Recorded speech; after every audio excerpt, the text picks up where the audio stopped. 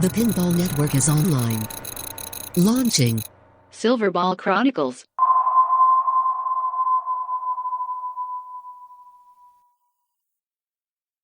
Hit the whamps. Hit the whamps. Oh, God. I listened to that interview, and now I'm even more upset with that stupid voice. Where it's canon? It's supposed to be Nick Adams, American actor from New York City with a legitimate New York accent. So it's supposed to be him. It's like, oh, God, that's even worse.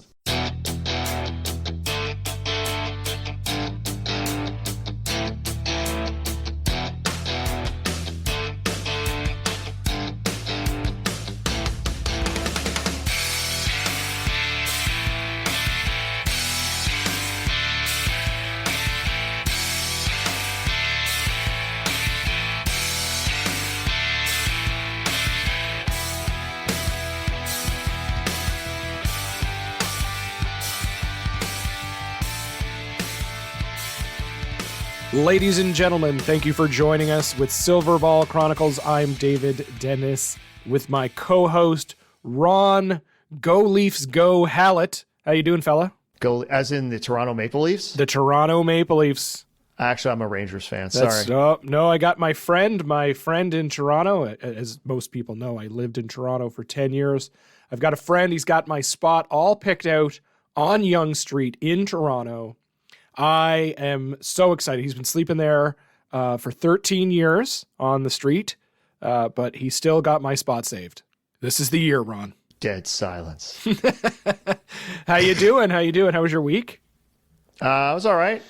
Yeah, we're jumping into Silverball Chronicles a little bit quicker this time. We had a big gap between our last episode and the previous one before that. The last episode we did was Inside the Mind of Lyman Sheets, which was a bit of a tribute for you and I for Lyman and all that he gave to pinball. We've got a lot of positive feedback on that episode, and I wanted to say thank you to all of those who reached out via email at silverballchronicles@gmail.com. We also had a few comments on Pinside and a few other various spots. So thank you for that feedback. But I'm just happy, Ron, that we were able to draw a large underline over the amazing career that Lyman had, even in the wake of his death. Yeah, I played a game of Attack from Mars just yesterday where I got my first ever dirty pool. I've never done that before. Oh, very cool. And then right after that, I got the billion hurry-up start of Total Annihilation. So thank you, Lyman. Also, it's been a rough go here so far in 2022, but Barry Ausler has passed away, and we want to remind everybody, if they want to learn more about Barry Ausler, there's basically 2 episodes dedicated to him in the archives at silverballchronicles.com, or you can go back in your podcatcher. If you find the dedicated Silverball Chronicles feed, it's easier to scroll back and find the archive. But go back and listen to just the amazing things that Barry did for all of us here in pinball. I'd like to think that somewhere Barry and Python Angelo are together again. Yes, they're fighting, being angry. And Python is still missing deadlines. Yes. Anything exciting happening in the hobby? We got anything coming up here that you're really excited for? You're all in the tournament scene at the moment. Just playing more games, I guess. Rush launch party coming up, so looking forward to playing more Rush. I mean, you have to like Rush, right? You're Canadian. It's the law. So we did get a lot of feedback, Ron, about my jokes about synth music and my comments about being over Rush. Now, that being said, as a Canadian, Rush is pretty great. I'm not going to lie. I listen to it semi-regularly. It's on the radio all the time. We have a thing here called Shoppers Drug Mart, which is sort of like, I guess, your CVS down there. You're walking through the aisles, there's Rush playing, right? Tom Sawyer, you just hear nonstop. It is still an amazing song, even though you hear it just all the time, right? But Rush is pretty great. I do enjoy them nonetheless. They just released a new video for YYZ. I'm sorry, YYZ. YYZ. You guys spell things weird too, so I won't say anything. I have no idea what you're talking about, Ron. Mm-hmm. You're my favorite. Yep, that's right. I saw on a keyboard selection thing. I was logging in and I was changing the keyboard settings. I bought a new keyboard. In it, I could choose British English Traditional or American English Simplified. I thought that was pretty slick. Yeah, and then you were still looking for the any key. You couldn't find it. Exactly. Congratulations on Multimorphic on Weird Al. Looks like a lot of fun. I'm interested to see how it is. And, I'm a big Weird Al fan. Haven't listened to him in 20 years since the Running with Scissors album. But other than that, a great get for them. Remember, if it gets cold, reheat it. Check out our Facebook page, facebook.com/Silverball Chronicles. That way you can engage with us in our conversations and chats. Thanks so much to all those people that provide us feedback and chat along with us. You often make me smile. Ron hates all of you. He never comments in there. I hate most people. That is true. If you check out thisweekinpinball.com/Silverball-Chronicles, you can leave us a review so others can find us in the Pinball Promoters database. That's where you find all the podcasts and Twitch streams and YouTube channels available for those of you out there. If you find us in your podcatcher, you see us on Apple or Google or any of those places, please leave us a 5-star review so others can find us. That helps us out in our search rankings. You can also turn on the automatic download, so if I have to fix something or cut something out, you'll be able to get the unedited version. Let's go to some of the latest reviews, Ron. Yeah, you have Scams from Apple Podcasts. Was that the username? That's the username, Scams. I thought we were getting scammed from Apple Podcasts. Okay, Scam says, really enjoy the show a lot. I do find myself listening often to episodes more than once. The only constructive criticism I have is that they could get to the specific subject of the episode quicker. Ooh, he's not going to like this one. I think the corrections, pinside discussions might be better suited for being placed at the end of the episode. Oops. Whoops. Great feedback. Thank you, Scams. That really actually is pretty good feedback. I don't put it at the end mostly because I want to get to the subject matter. And then when I'm done with the subject matter, I don't want to talk to Ron for another month. So that's why I stick it to the beginning so we can get the banter out of the way. Ah. Yeah. Maybe I could put a time code in it, like the episode starts at so-and-so, so you can skip it if you want to. Maybe I'll do that in our show notes going Good forward. idea. Yeah. Yeah. So we've got t-shirts, of course. Be sure to check out silverballswag.com to jump in and order some Silverball Chronicles merch. You get your t-shirts and your hoodies and your mugs and your stickers. Every dollar helps us out here with the podcast so that we can get Ron to all those tournaments in Wisconsin so he can make it up into the top 100. No, you're not paying for me going to tournaments, just to let you know. There'll be someone who thinks that's true. And the $1 we get for the t-shirts is not going to help. That's not even going to pay for the flight. That's not even going to get me into the tournament. No, but it is going to get you the chocolate bar when you're there. What are you? You seem like you're like a Twix kind of guy. You a Twix kind of guy? I can't eat chocolate anymore. Yeah. Oh yeah, I heard about that. Yeah. Episode 181 of Slam Tilt Podcast. If you want to hear all about Ron's diet. Yeah, that's my other podcast, Slam Tilt Podcast. Ding. Ron, let's jump into today's topic. Ramps are mesmerizing, hypnotic. They create an excitement deep inside you when you shoot them. It's like you can almost feel the ball rolling around the bend of the ramp. To many people, pinball is ramps.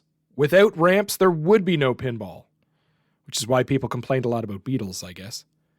In fact, one of my non-pinball friends saw my Tron for the first time in my living room, and he said right away, "Oh, I want to shoot that ramp." The only goal that this person had after not playing pinball for 25 years was, I got to shoot that ramp. Ramps, Ron, are pinball. The undisputed king of ramps, without a doubt, is Dennis Nordman. This month, Dennis Nordman, let's talk about your ramps. Ron, what do you love about ramps? I like plastic, long, flowing ramps that do all kinds of crazy stuff. In general, there is plastic ramps and there are like metal habit trails. Then there's... No, a habit trail is something other than a ramp. A habit trail is like usually the stuff after the ramp the ball goes through. Think Star Trek Next Generation when you launch the ball. That's a big habit trail. Okay, so we're talking a plastic ramp and then like a bend and a turn and then plastic return. And then we're talking a plastic entryway to the ramp and then a metal habit trail, or a metal entrance and a metal habit trail, or a metal entrance and a plastic habit trail. Wow, that's a lot of information right there. We are getting into the weeds here, Ron. Wow. I mean, most of the original ramps were just flat metal pieces that it's just a ramp. You just go up it. Then they started using plastic. Nowadays it's a combination. You have some metal, some plastic. You can do more with the plastic though. You can make it do more things. John Papaduke, probably king of the plastic ramp. Yeah. Like World Cup soccer alone, the ramps in there are insane. My preference is always a metal ramp because I like to hear the sh noise, the sh of the ball, like shinking. Is that a word? I don't think so. Up the ramp where it hits it and it goes and you can hear it kind of grind down the habit trail. I love that. But when I'm playing a Steve Ritchie game, I want to have those plastic ramps. And when you're playing a Dennis Nordman game, you want to have those plastic ramps. Think Whitewater. Vacuum-formed plastic ramps. This is what we're getting into, folks. I hope you are parked on the side of the road or you're sitting down because this is a wild episode. A wild episode of ramped action. Did you know on Whitewater, the ramp replacement kit, if you want to replace all your ramps, it's like the most expensive one you can buy because there's more plastic, more ramps. Yeah, you basically have to buy a whole new game. Yeah, kind of. Let's dive in here, right? So Dennis Nordman, he's from Columbus, Ohio. Not Columbus, Georgia. That's from Tommy Boy. Oh, never saw it. Of course you didn't. That's an Adam Sandler movie, right? Oh, God. I don't really like Adam Sandler, sorry. It's Chris Farley, man. It's Chris Farley. Tommy Boy. Oh, yeah. And the other guy. And we're off to a friggin' great start this month, Ron. As with most people, Ron, when you discover pinball, you discover it when you're young. And it makes some sort of impact on your life that you're like, wow, that's kind of neat. And then you end up rediscovering it quite a few times throughout your life. Well, Dennis Nordman says, I think the first pinball machine I ever saw, I was probably 7 or 8. One of my father's friends had one, and I didn't play it very much. I just remember being fascinated by all the bright lights and things. That may even have been a flipperless game, and it was early to mid-50s. Very cool. That's a long time ago. And you've got a flipperless game. That's kind of an unusual thing to have. I mean, even a pinball machine nowadays is unusual to have, let alone a weird flipperless bingo game somewhere in a basement. That's pretty neat. Actually, even in the mid-50s, you would have had probably less than 10 years of games with flippers. Imagine. That's right. Yeah. So Humpty Dumpty would have changed everything with the flippers. And we're talking probably a bingo of some sort. That could have been a pinball machine. Yeah, it could have been with the pop bumpers and stuff where you're doing mostly nudging, right? All nudging. Yeah, what we'll do is we'll do an episode on one of those pinball machines, if you will. So pre-war probably. Yeah, sometime. It's hard to find sources because they didn't have podcasts when guys like Wayne Nyans and stuff were doing building games. It's hard to find the sources, but I'll dig a little deeper maybe sometime. Also, if I wanted to buy the Pinball Compendium for those old years, that's like $60, and I don't know if I really want to learn that much about them. Send your hate mail to silverballchronicles@gmail.com. Dennis didn't rediscover pinball until he was about 20 or 21 when he found a huge arcade in Sandusky, Ohio. Everybody, of course, knowing Sandusky, Ohio as the center of Callahan Auto Parts from Tommy Boy. Never saw it. Dennis went to Ohio State University where he studied industrial design. As a project for his senior year, he designed a futuristic pinball cabinet, which he would use as an excuse to go play pinball and call it research. He's a smart man.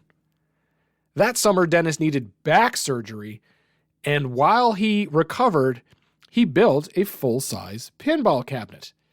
And it was designed to be made of fiberglass. That sounds pretty slick, doesn't it? Mm-hmm. It had an interesting shape, and it was unique in that it was on a pedestal. It didn't have 4 legs. Yeah, having a pedestal is kind of unique. It's kind of, because when we think of a pinball, machine, it has that very traditional, four legs, looks like a coffin, got the thing on the top. That was one of the big concerns that people had when they heard Deep Root was changing the mixture or the design of a cabinet is it going to look like pinball? This does not sound like pinball, right? Well, Dennis had designed it so all the circuit boards and components would be housed in the pedestal. The playfield level was about 3 or 4 inches lower than a regular pinball game at the time, but it had raised areas where you can rest your hands for the flipper buttons. His reason for making it lower was that so younger kids could see the playfield a lot easier than on a regular pinball game. Neat. He's in industrial design. He gets to kind of do something fun. He's trying to figure out what are the issues with pinball cabinetry. What are some of the problems that we could solve with pinball cabinetry? This might, it shows that he's a critical thinker, I think, right? He's thinking about what are the issues? How can we fix those issues? How can we make things different? Very, very cool. Eventually, he would show this cabinet design to Schaefer Distributing in Columbus, and they thought it was pretty cool. So Schaefer Distributing at the time was one of the largest distributors in that sort of western northeast kind of area, right? Mm-hmm. Dennis says, I put the cabinet in my van and drove from Columbus to Chicago. I made a presentation at Bally Pinball Division in Bentonville, and he was then hired as a cabinet designer. This is the post-1981 boom. Yeah, we're at the beginning of the downturn. We are going to bring out some information here in a future episode, probably around the death of pinball, and we'll call it, Bally or Bally Midway. But at this time, Bally is looking to try to shake things up a little bit. They're trying to reinvigorate things as that trend kind of happens on the downward side.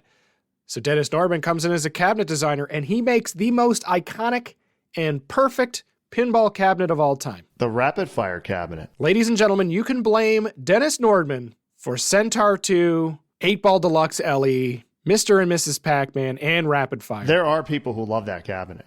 So just to let you know. And the thing is, Rapid Fire was a direct ripoff of Hyperball. Bally knew that Williams was working on Hyperball, so they wanted to come up with their own version of Hyperball. So they came up with Rapid Fire, which if you ever played that, it's like a combination pinball machine video game type of, a pinball machine with video game elements. You have a physical cannon, you move around and fire at stuff like actual balls. What's better, Hyperball or Rapid Fire? I think I played Rapid Fire maybe once, but I played Hyperball a ton of times. Okay, so the jury is still out on Yeah, and Hyperball, I never knew what I was doing. So tune in later on, folks. We'll bring out Ron's review of Rapid Fire on a future episode. But they thought Rapid Fire was going to be like the wave of the future, and it bombed. So they had a ton of cabinets left over. That's why they used them for all those LE versions that you just mentioned. Exactly. Dennis Nordman would say, and I quote, they had a lot of Rapid Fire cabinets left over. Oh, yeah. This is around the time that Bally became Bally Midway. It was about a year or so that Dennis Nordman was there, and the merger took place, and Dennis was laid off. Dennis was working with some redemption games after that. He had some ideas for a toy company in Chicago called, wait a second, Marvin Glass and Associates. You remember them? Yeah, George Gomez knows all about them. But once he was there for a short period of time, he was there for a cup of coffee in the big time. And he was laid off within a year. He then started at Gottlieb in Chicago and worked on submitting ideas for the video game division. Everybody was tossing money at video, and it didn't matter if you had a good idea or a bad idea, you got to build a video game. After a year, Gottlieb, which was owned by Columbia Pictures and then Coca-Cola after that, went through another sale to become Milestar, and Dennis was once again laid off. So he is having a hard go at the beginning of his career in pinball. Dennis made a drawing of a pinball game and submitted the idea to Bally. Dennis says, my theme at the time, it was called Ranger, based on the Army Rangers. That's right after the movie Rambo had come out.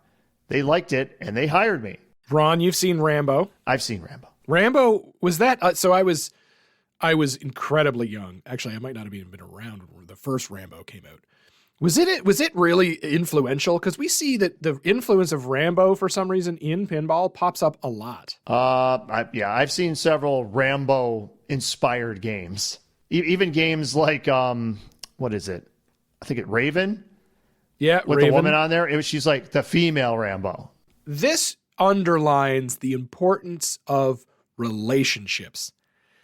Dennis knew a lot of people at Bally from his time there, and as he had sort of worked around pinball in Chicago, he got to know people like Jim Patla, Greg Freres, Greg Kamick.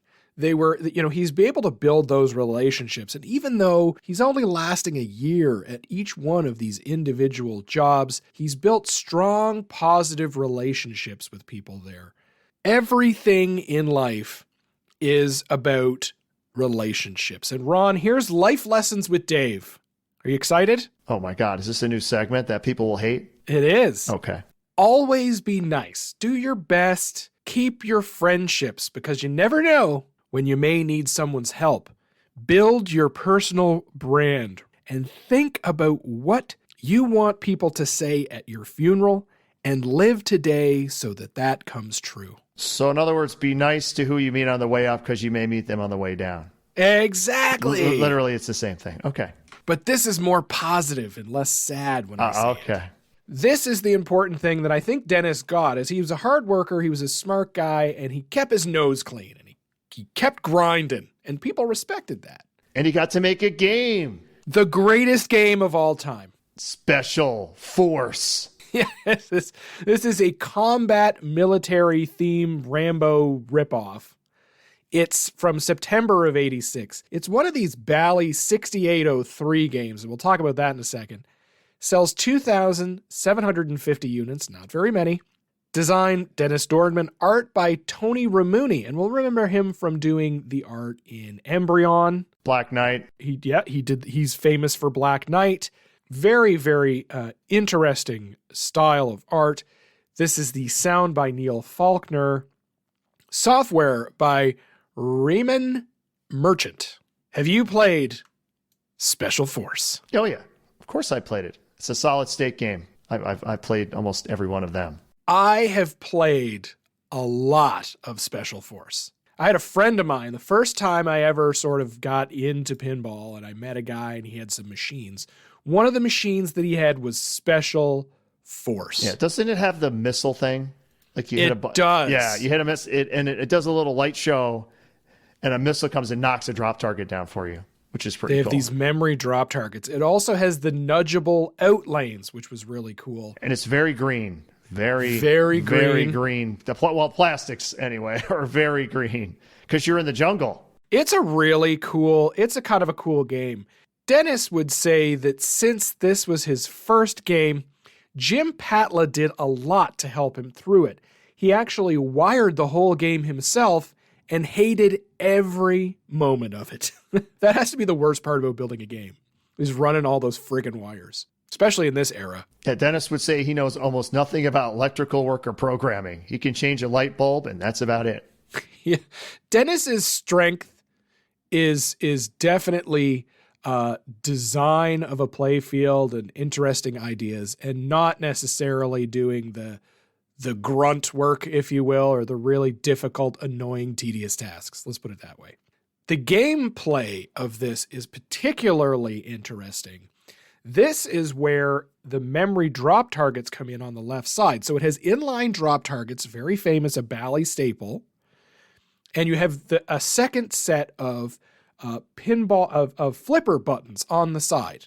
And the extra flipper button, you can build up missiles by shooting a set of dangerous targets, and you build up your missiles, and then you can shoot down these tanks, which are these drop targets, and those reveal a multiplier shot behind them. It's kind of neat, but it's also kind of lazy because you can set how many you get right out of the gate, how many missiles you get right out of the gate.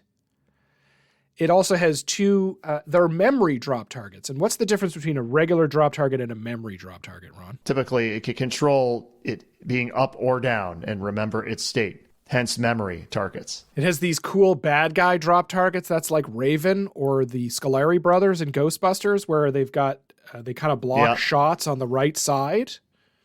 Let's talk about the crazy plunge ramp thing that's going on here on the right side. Yeah. That's its patented name, by the way. Crazy launch ramp plunge thing. I think that was what it was called in the flyer. I will include links to all of these, in their show notes. Just go ahead and click in and take a look and search through IPDB in the show notes, and it'll show you the multi-level layered vacuum formed ramp that's there. The coolest part about the plunge on this game is that when the ball is in the trough, everything is completely silent. And the lights are all off on the playfield, and you hear like crickets, like there's nothing, like jungle noises. And then you can short plunge and catch the ball and do like a sneak attack. Or if you plunge the ball full plunge, it goes into the pop bumpers, which are shaped like, Vietnamese huts or something. It's theme integration, I think, at its finest. What do you think? I think we need to see the flyer. The next trend explodes with special force. The next trend is trademarked. They literally trademarked that phrase, so they must have thought that was going to be a big deal. I noticed that, and I was going to bring that up. Special theme, special features, special earnings. Rockets and bombs explode with bursts of light and sound. Attack drop targets with rockets without using the ball. Helicopter funnel ramp. Ball can be taken hostage. Wow. Skill shots, free hostages. 2 million point escape bonus. Multi-ball play. Yeah, the whole ball can be taken hostage thing. I know that sounds pretty awesome, but basically what that is it means that you can lock a ball. But it sounds way better when you say it that way. Sounds way better. It's marketing. Marketing is through the roof. I want to play this now after reading this flyer. Be part of the next trend.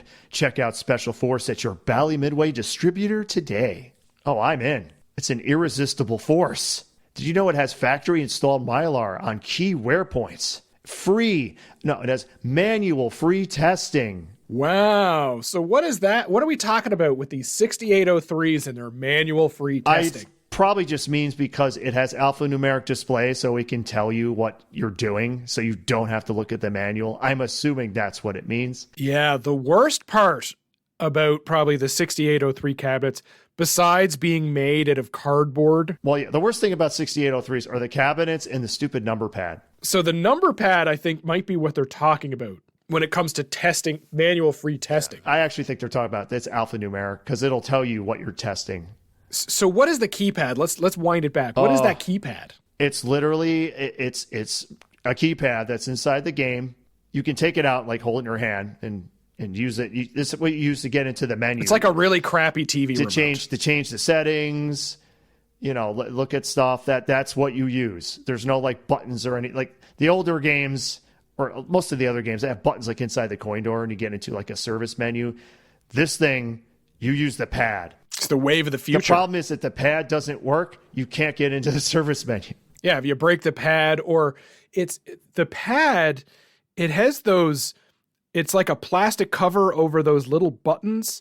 You see those in those, like when you buy those LED lights from China, those photo picture frames that have those like cheap little remotes.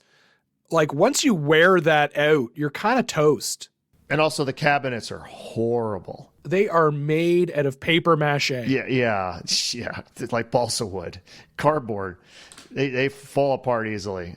Plus, they did weird things with some of the cabinets with the shape and stuff. I'll mention around this time, it's when things kind of went downhill at Bally, they started to cost cut. And when 6803 came out, like we're in an era of, like, for example, Special Force, the cabinet doesn't say Special Force on it. It just has generic Bally Midway art, or it just says Bally Midway. Like where they used to have the Squawk and Talk board, then later they had the cheap Squawk, it was called. So it costs less money. They also changed the coin door to just this massive, ugly, black slots in the top coin door. They went from one of the probably most expensive, elegant, complicated coin doors to a much cheaper, simpler coin door. The worst part about the coin door is that on those sort of older Bally's, it had this very silver like start button, right? You put your coins in, you push the start button. Well, what they've done is they've now put the start button on the left side, and it's a flipper button. So if you've got a bunch of coined up amount on that machine and you're playing a single player, you can literally bump that super easy and coin up multiple players. Super annoying. But the good thing is they saved so much money with all that, they were able to put those extra flipper buttons on the side for the missile function. This also had an alternate theme. In Germany, Germans, let's say, had a little bit of a holiday in the rest of Europe in the 1940s, in which they're not particularly proud of nowadays. And because of that, they tend to be very non-military pacifist, right? They try to avoid the use of military and violence in a lot of their entertainment. And, well, they decided to change that theme from Special Force to Special Force Girls. What's the difference between Special Force and Special Force Girls, Ron? I'm thinking there's a lot of attractive girls on the artwork. That's what I'm thinking. Yeah, I want to see this now. I've never heard of this before. You've never heard of this before? The Special Force Girl. I've never seen any of the art for it. What they have done, Ron, is they have changed the back glass away from the original design, which is a guy with a knife, Rambo-looking fella, and then a military guy holding a, I don't know, what is that? You're an American. M16? Sure. It's got like a helicopter and missiles.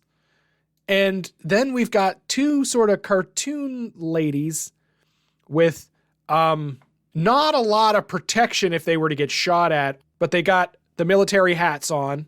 So other than that, very effective. And the other major difference is the flyers in German. Do you want to try to read this one, Ron?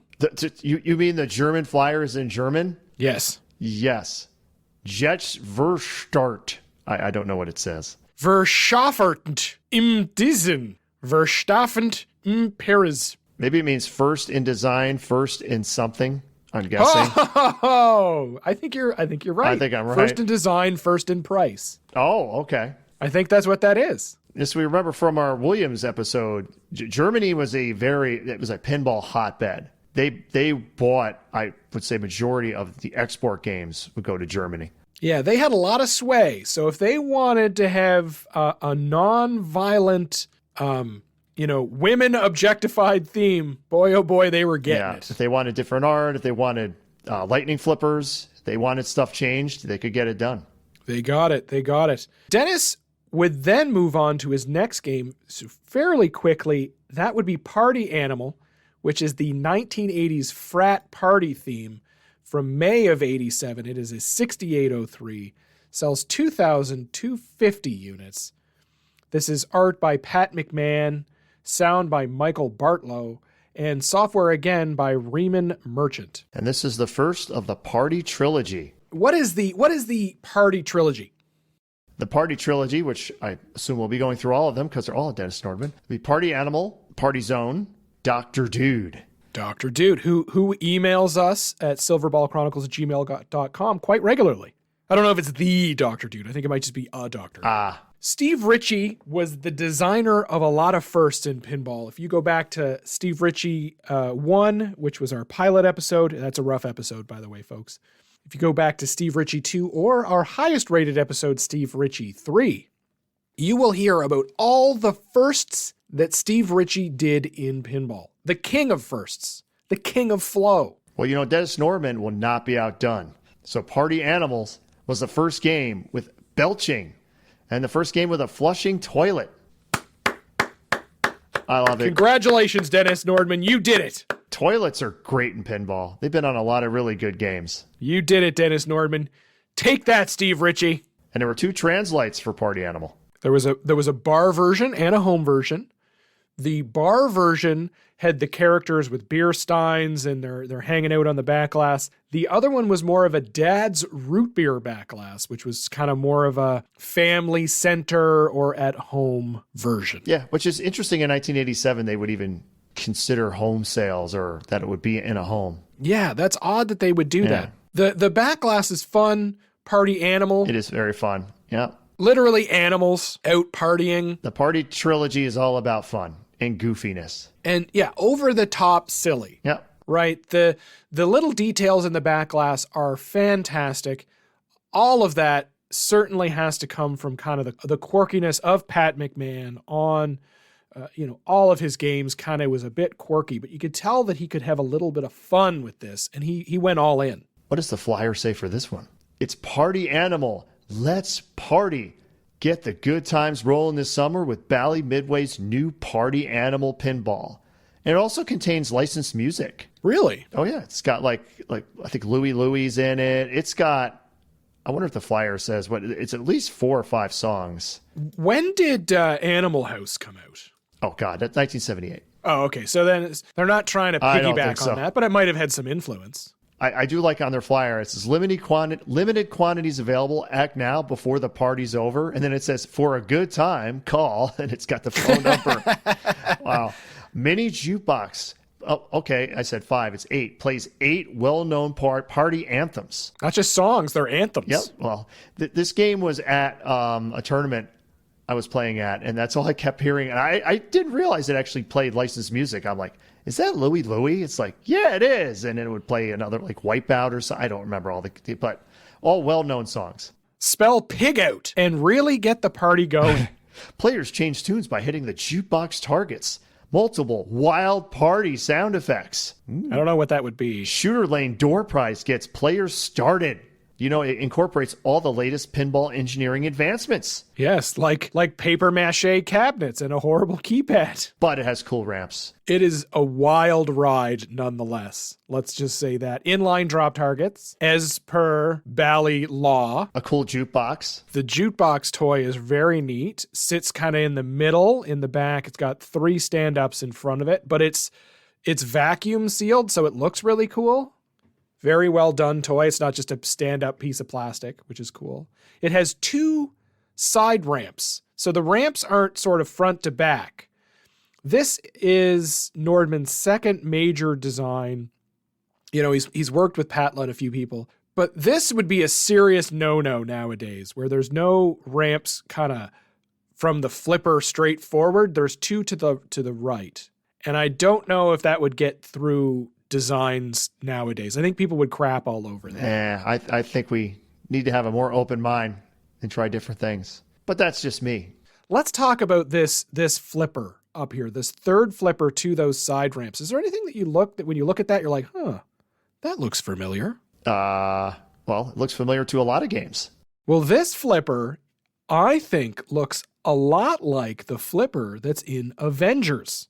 It kind of sits up around the orbit. It floats in the middle of the playfield. There's no post in front of it. It is part of the design, which is kind of cool. Avengers or Godzilla? Avengers, because it's not like you can't shoot around it. When you're shooting up to that Avengers tower, and then on the left side is the Hulk shot.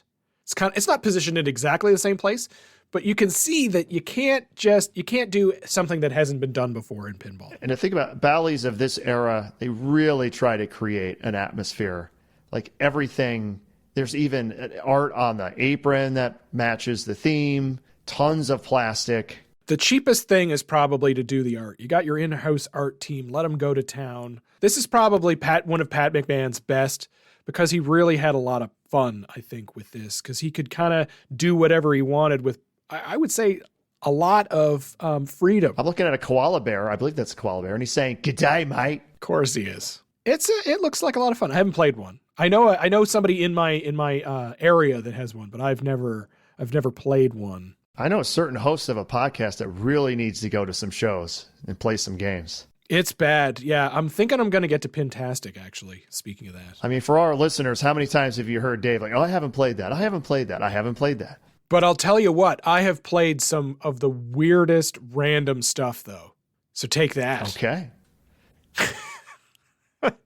Let's jump into a really fun one here.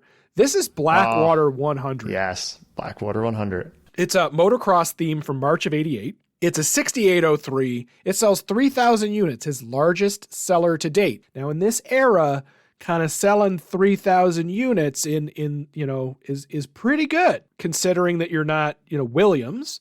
We're getting into kind of the upward swing, if you will, now in the late 80s.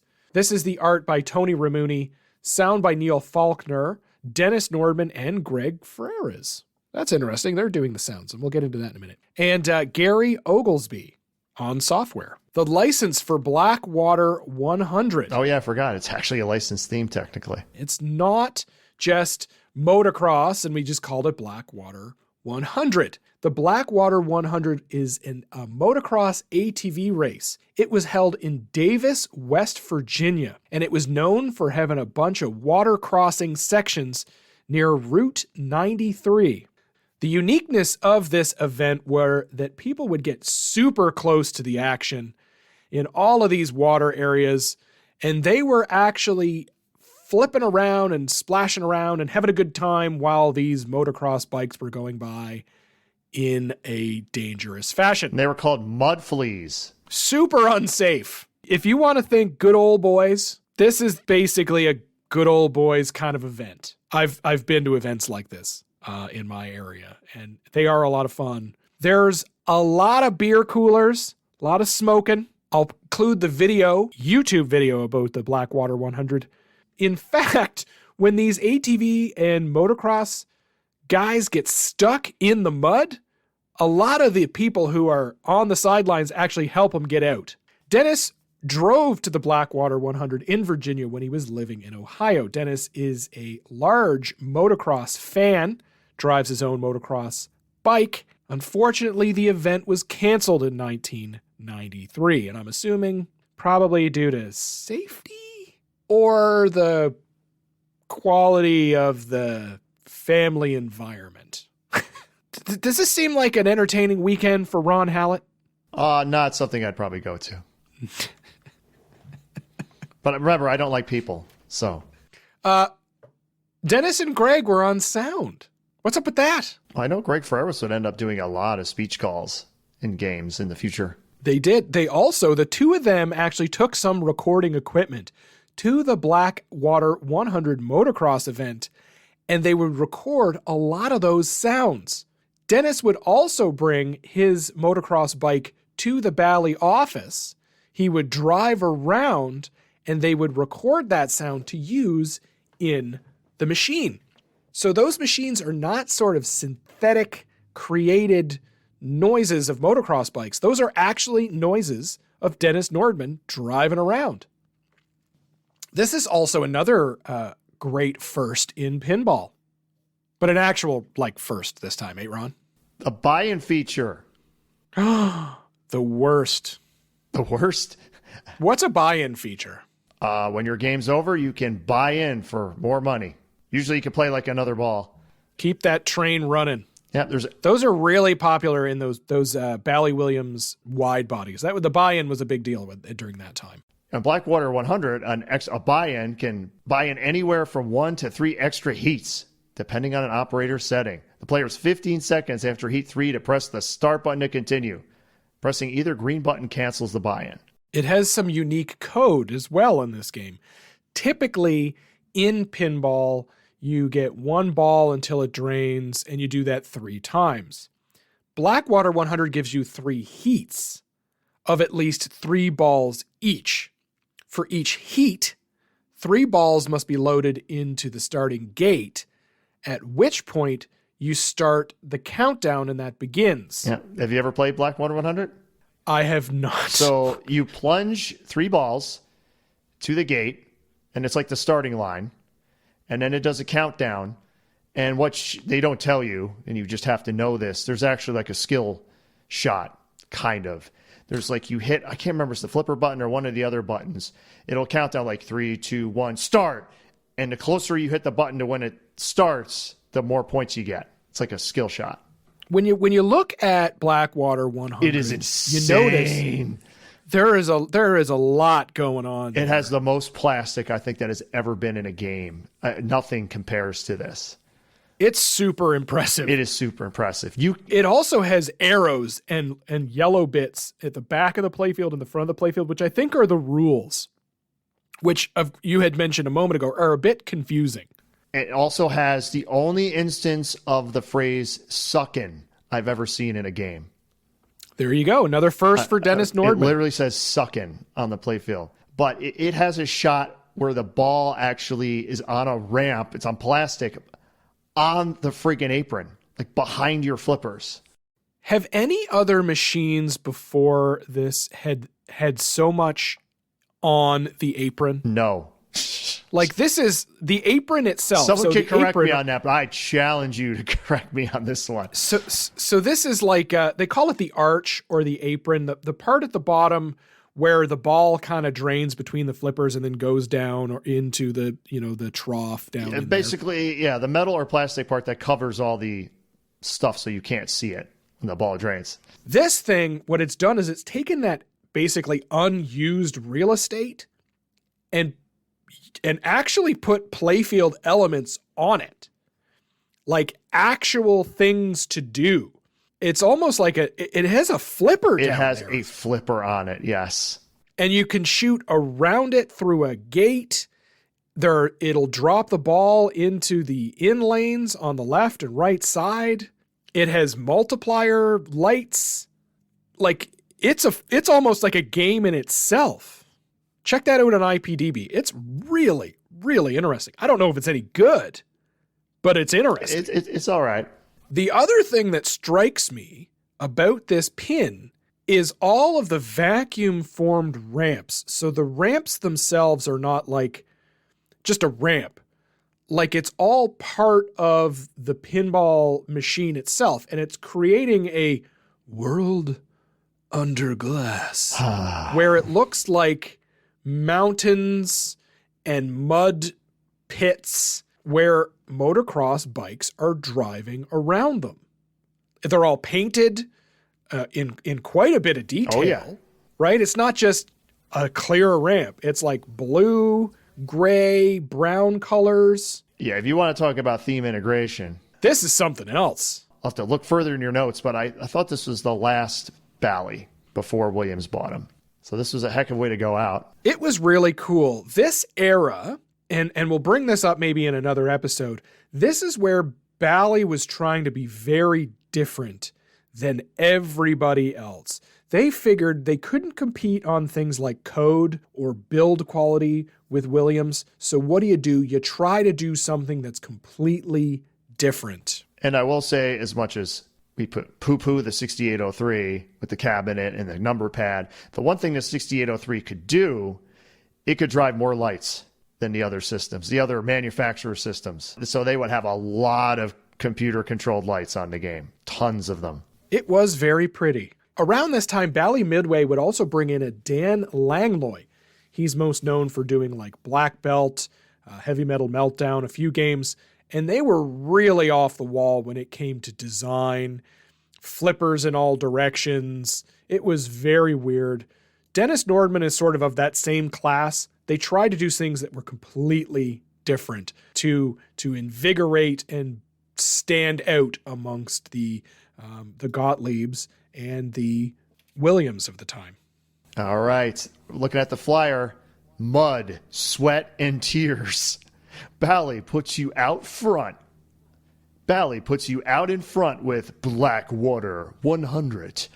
Don't get left behind. Add Blackwater 100 to your collection and watch your earnings accelerate. Brand new price per play strategy. Wonder what that meant. Ooh. Wonder if that was a 50 center. Maybe. There's a great photo in the back here. Two guys running through the mud. Yep. And one guy, the front end of he's not making it. His front end, his wheel on the front end is buried in this black and white photo, and he is falling flat on his face. Thank God he's got a helmet, though. You know, motorcycles and pinball really seem to get along. If you go back to, Evel Knievel, you got No Fear, Blackwater 100, Harley Davidson. It's the world's toughest race. It's not just about laps around a track. It's about a grueling course that takes the rider through swamps, rivers, mud, and more. Get ready for the ride of your life. And all those things are on the art, by the way. Every one of them. Red, yellow, green, go. With the motocross-style start, you get triple the action. 3 balls rev up at the player-activated start gate to authentic dirt bike sounds. Feel the excitement of multi-level playfield depicts actual race environment, hair-raising turns, treacherous rocks, plus special test feature shot with 5th flipper challenge. I take it that's the flipper on the apron. That's the weird one on the apron. It's your special test. Yeah, it's got like a raised upper playfield kind of thing in the back with 2 flippers. If they made this today, the budget would be like $20,000. This thing is it's cool. I don't know how it plays. I'm sure it plays fine. It plays fine. It's probably got a bit It plays fine. Yeah, it's got a bit of clunk, I'm sure. The other issue is it's got the Bally flippers of the time, which are not the greatest. Yeah, they're a bit sloggy, squishy. Yeah, they're not snappy. Let's put it that way. Yeah, we've been spoiled by the engineering at Stern, I think, recently with their quality of flippers, that it's kind of ruined everything else. It's very cool. I think this got a lot of attention when it was launched in 1988. Would you own one, Ron? Is this a 6803 that would be in your basement? No. There's only one 6803 that would be in my basement. Can you guess what it would be? Oh. 8-ball champ. Gee whiz. Oh, of course. Yep. Great art on that one, too. Wait a minute. Your notes say it's the last Bally Midway game. It does. Right. This Bally Midway was then sold to Williams to become Williams Bally Midway. But most people just sort of call it Bally Williams. So for the transition to Williams, Dennis says, when we came into work one morning, I wasn't there, my wife said, we've been sold to Williams. Some of you will be let go. So that was kind of a nerve-wracking time. And if you're wondering why his wife said, we've been sold to Williams, his wife was actually a secretary at Bally. Yes, they both had met at Bally. The Bally designers really struggled for a while in this new model. There was a lot of competition between the Bally designers and the Williams designers. There was like battle lines were drawn. In fact, they had a lot of trouble even getting stuff done in the model shop or getting prototypes done in the prototype shop. Eventually, they realized that the Bally designers could do a great job, and eventually the pressure stopped with the silly competition that would happen. That doesn't sound like a whole lot of fun, Ron. No, because the Bally guys were kind of the outsiders. They got bought by Williams, so they were the number 2 I guess team. They had to prove themselves.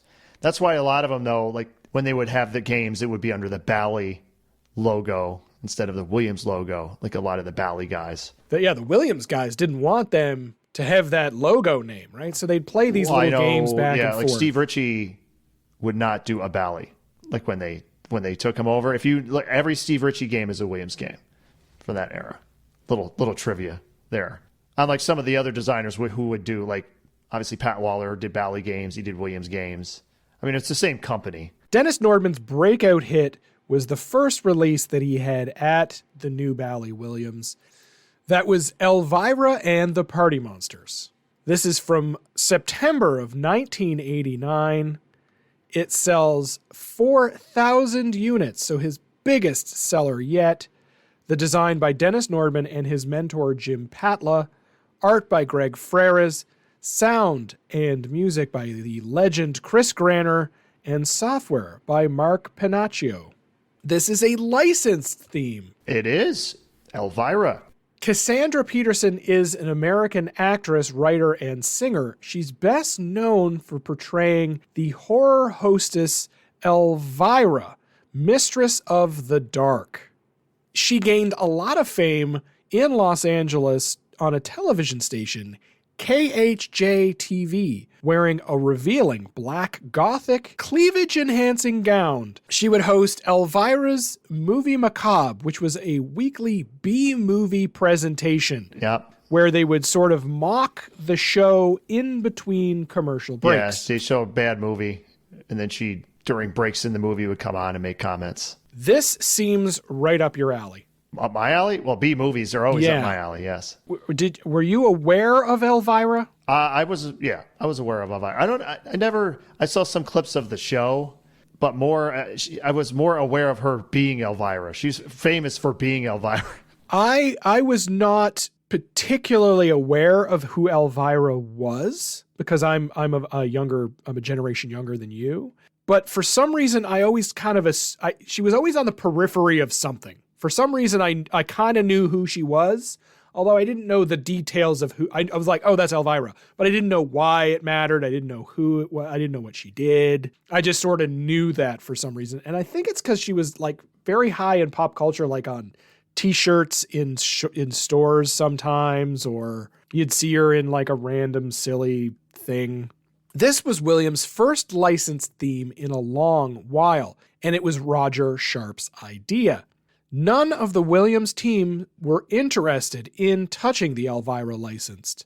They all had other projects on the go at the time. Roger would bring this up to the Bally team, and Dennis jumped on the opportunity. Working with somebody like a Cassandra Peterson must have been pretty daunting, right? Like, working with a movie star or a television star seems like it might be difficult. Well, according to Chris Granner, it wasn't. He said she is an exception to the rule. She was super flexible, super easy, as long as it was fun and had plenty of room for that double entendre humor. That is everything about Elvira. As long as we presented to her and our designers a platform for all that to come out in flower. She saw very quickly what we were after. She was our partner. She was one of our beloved licensed partners. She was all in. Mm-hmm. Did you know that Steve Ritchie worked on Elvira and the Party Monsters? Yes, I did. Now it's time for story time with Ron. Yes, Dennis Nordman hadn't ridden any dirt bikes since college.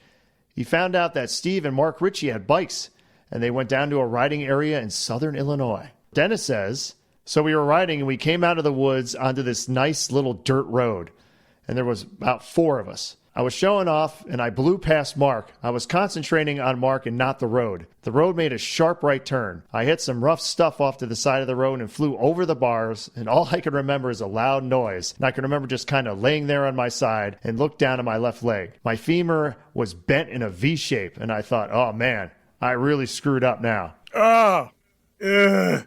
You ever break a bone, Ron? Not yet. Oh, actually, yeah, I did. I broke my little finger. That's not this.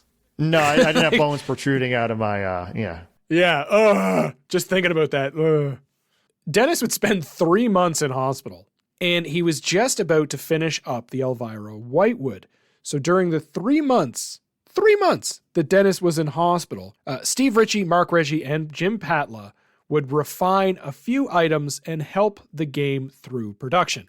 Now, if you look at the art on the back glass, there are several broken bones on the barbecue. Those are representative of the broken femur that Dennis had. Ouch. Ouch, ouch, ouch.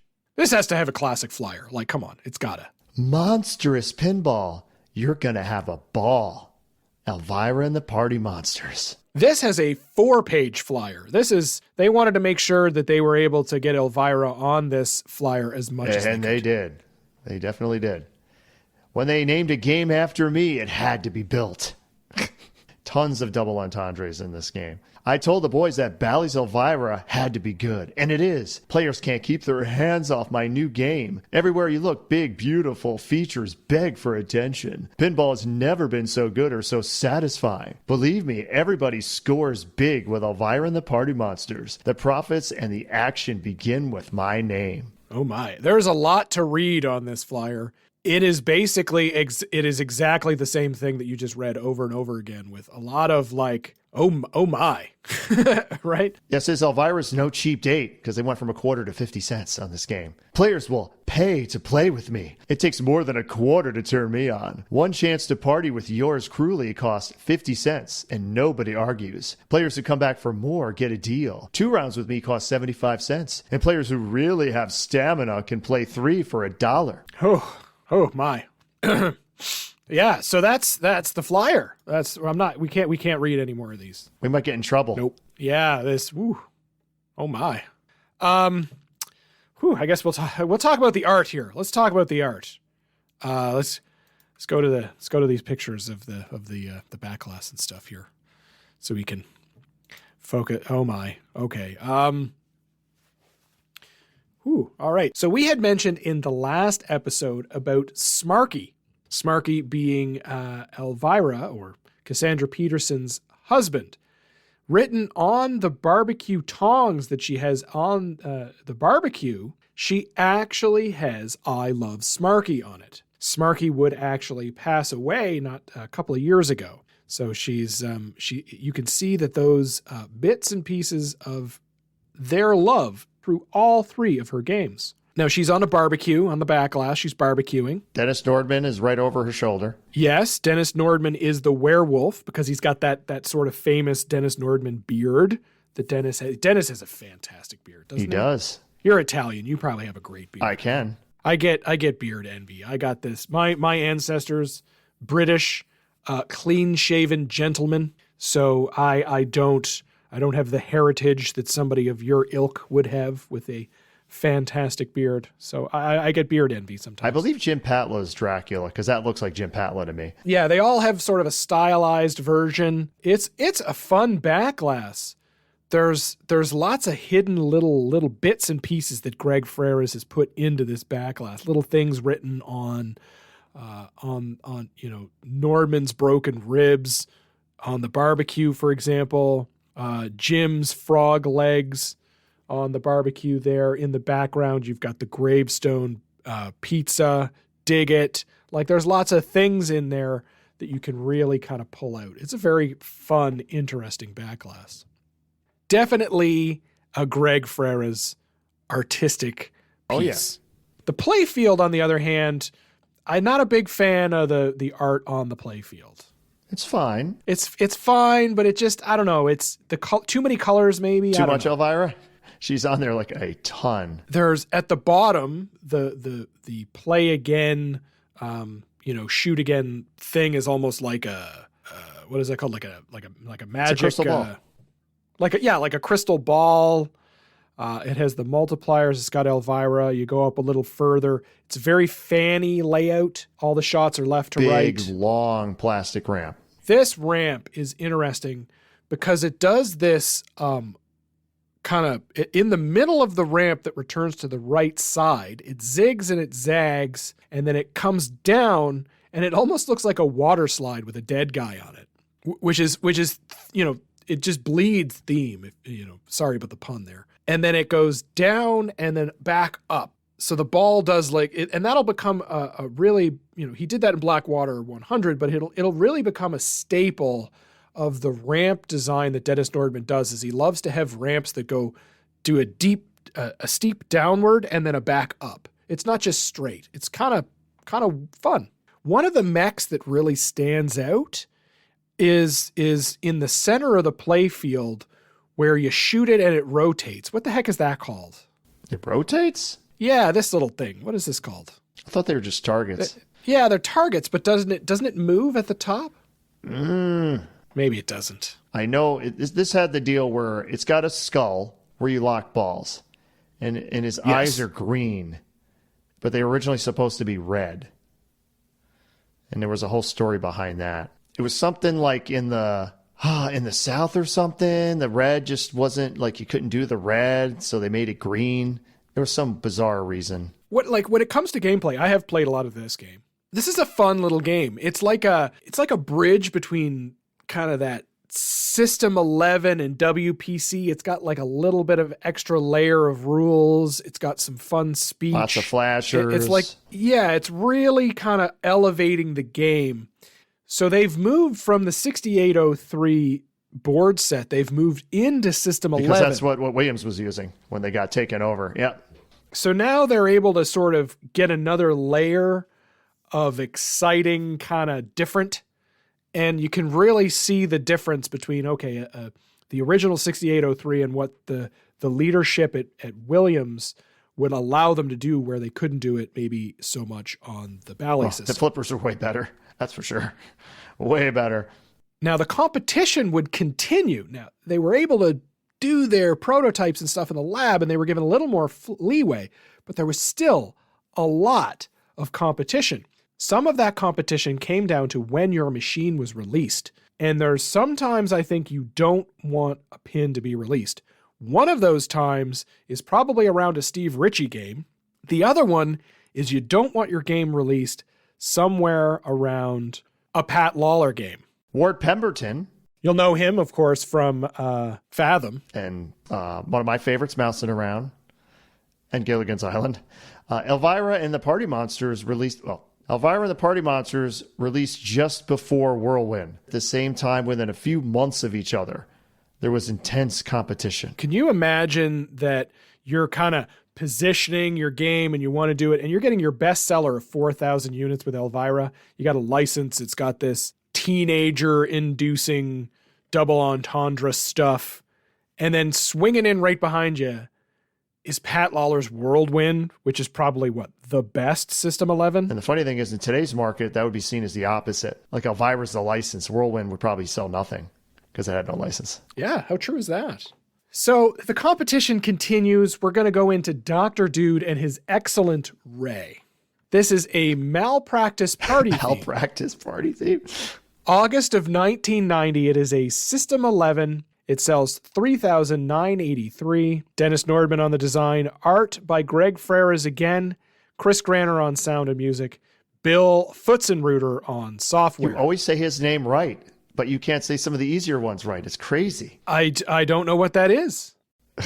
This was the last System 11. And it is also the second in the party trilogy. Yeah. And actually, the very end of the run, the Dr. Dudes, there are WPC Dr. Dudes at the end of the run. This is Dennis Nordman's first game released at the new Bally Williams, but he had been working on this game prior to Elvira when he was at Midway before the purchase. They still hadn't sorted out some of the names just yet with the whole Bally Midway Williams thing, but eventually they would release it. This game, Ron, was going to be Teenage Mutant Ninja Turtles. The spinning disc was going to be a bad guy machine to destroy. Interesting. Management thought that Teenage Mutant Ninja Turtles was too childish, and they did not pursue the license any. Fail. That was a bad idea. Yep. It sells 3,983 units. If it had been Ninja Turtles, they probably would have sold more, I think right? they would have sold more. Well, somebody did pick up the Teenage Mutant Ninja Turtles license, Yeah, didn't down they? east, because they picked up every license. And how many units do you think they sold? I don't know. How many? Do you think they sold more because they had the license? In 19... Yeah, I'd say yeah. No, they sold less. Oh! They sold 3,750 units. So what do I know? if you want Ron to consult with you on licensing, send us an email at silverballchronicles@gmail.com. But I'm actually quite surprised at that. I don't know if that has to do with the fact that it's Data East versus a Bally Williams thing, where Bally Williams tend to sell more machines anyway. That's true. I do think, though, if Bally Williams had done Teenage Mutant Ninja Turtles, they would have sold another 1,000 units for sure. This theme was Greg Ferreras' idea. Greg says, Dr. Dude was me fulfilling my Mad Magazine fantasy. We wrote the script and had lots of fun. Good old Mad Magazine. We had spoke before about Greg's love for art in general. You can go back to our Bally art episode. There's 2 of them there called Moving Units. In there, we spoke about Greg Ferreras and how he would often model and use Polaroid pictures to be able to make sure that he got the perspective correct on all of his photos. Well, Doug Watson actually modeled for Dr. Dude's hand on the back glass, kind of the way he's positioned. Kind of he's holding the stick. It's a tongue depressor. Yeah, that's a very fancy way. The stick is probably not the best way to say that, I guess. This is very comic booky, very over the top. Oh, yeah. It might have the most text of any back glass ever. There's a whole story going on the back glass there. They didn't just make a flyer like Fathom to make a comic. The whole story is there. Basically, this guy's he's a nerd, he's a geek. Then what does he do? He experiments on himself. Or he makes the excellent ray. He gets hit with the excellent ray and he becomes Dr. Dude, the coolest doctor around. The whole nerd culture is very different nowadays than it certainly was in the 1980s. It's like not a bad thing to be a nerdy anymore. Yeah, being a nerd now is cool. In 1990, it was not cool. It was like the worst possible thing that you could be. And I find that kind of funny, right? Because now it's like pretty much everybody's playing video games in one way or another. or board games or whatever. But that was like the weird thing to do back then. Yeah, your comic book movies make billions of dollars. Yeah, you wanted to be the cool guy. You didn't want to be the nerd. And this is a perfect example of that culture personified. The doctor says, get hip, earn respect, be the envy of your friends. That's sad. That's actually really sad. Only Dr. Dude has all the right ingredients for success. I should talk, because he kind of talks like a bro surfer guy in the game. Yeah, do it. You got to do the bro. Start again and do it with the bro. Only Dr. Dude has all the right ingredients for success with the multiple value rewards of the bag o' tricks, grand champion high score to date, reflex targets, and 1 million point reflex 1, 2, 3 sequences. You get that, dude? Whoa. Whoa. That's excellent. Players will quickly discover the excitement of gaining a heart of rock and roll, magnetic personality, and gift of gab. Then take a spin in the molecular mix master to activate the excellent ray. Oh, yeah. I can do that voice all day. All day. Yeah. Love it. And that's literally what he sounds like in the game. Yeah, because that's the way you wanted to sound. Yep. You didn't want to sound like Ron. No, I need to change. I want to be cool, man. Scoring punch for profit power. This is a ramp excitement frenzy here. We're shooting behind the backboard. We got one ramp that lands in the upper playfield, like it just dead end ends into the upper playfield with a magnet in the middle of it. And then that goes to a habit trail down to the other side if you don't flip. You know, only Dr. Dude and his excellent ray will keep players coming back for more with operator earnings that are just what the doctor ordered, dude. You know, and it's got the excellent, the Mixmaster, which is basically, it's just a spinning disc. Yeah. But you know, from this game on, any game that has something similar, most players will just say, oh, look, it's a Mixmaster. They actually pulled it off. It's kind of fun. It's kind of unique. It is a goofy, funny game. It's funny and fun enough to not be silly. Oh, right? It's silly. It's silly. I don't know. Once you get too silly, you're off in the weeds and you can't do it. But I don't think it's silly. I just think it's goofy enough. It's technically called the Molecular Mixmaster. Now, it's literally just a spinning disc. You hit it up there. You hit another long plastic ramp. You go into the Mixmaster, which looks like a phone handset cord thing plugged into it. It's supposed to be like electrified, even though it isn't. It's just for look. It's science, Ron. You gotta have these little curly. I think this is the kind of thing that's missing in a lot of newer games. If you look at the Mixmaster, like it has all these cables that obviously aren't connected to anything going to it to make it look like it's, you know, sciencey plugged type in stuff. Like Metallica, originally his helmet was supposed to have one of these same type of cords coming out of it because he was getting electrified, but it was cut. If you really want to picture what this Mixmaster looks like, it's almost like Dennis Nordman reused this in Pirates of the Caribbean with Stern. It didn't almost reuse it. He completely reused it. When we first saw the game back when it came out, it's like, oh, the Mixmaster, it made a return. Yeah, can't come up with new ideas, can you? Hey, if it's a good idea, I say reuse it. Yeah, totally. It's also very similar to the Tron spinning disc. Very cool. It's a neat little toy. I think it's those things that set games apart as being unique when they've got something that's completely kind of weird and different. Hey, Pinheads. When I'm not doing this podcast, I'm Dave, the financial advice guy. In a recent survey, we found that 70% of those polled were concerned about their retirement strategy. Canadians have a number of concerns when looking out over the next 15 years. Professional financial advice is key to helping you through a variety of challenges, ranging from inflation, market volatility, and determining how to maximize your retirement income in the safest, most effective, and tax-efficient way. Today's economy requires an experienced hand and a personalized plan. Don't take my word for it, just listen to Nordman. I am the Nordman, and I approve of Dennis Financial's investment and insurance advice. Their opinions on vacuum fund ramps are great too. If you're looking for a more human dimension to your financial advice, Dennis Financial Inc. has you covered with advisors licensed in most Canadian provinces. Contact me via email at david@dennisfinancial.net for a free rate quote and a copy of our Value of Advice ebook. Or check out dennisfinancial.ca. Insurance solutions provided by Dennis Financial Inc., Canadian residents only. And like we said, it has like the most text in any game ever in the artwork. It's written all over the playfield. Yep. It's like a comic book threw up all over the playfield. One thing that's always broken on this is like the nerdy workout guy next to the weird teeth. No, he's not a nerd. He's a jock. Oh, he's a jock. Okay. He's a jock. Oh yeah. You got the gift of gab. It's one of those, you got to do things in a certain order. You got to get your gift of gab. You got to get your heart of rock and roll. Is that what it's called? I'm thinking of a Huey Lewis song. I think it's called the heart of rock and roll. You got to do all these different tasks, and you got to go up into the mix master. You get multi-ball.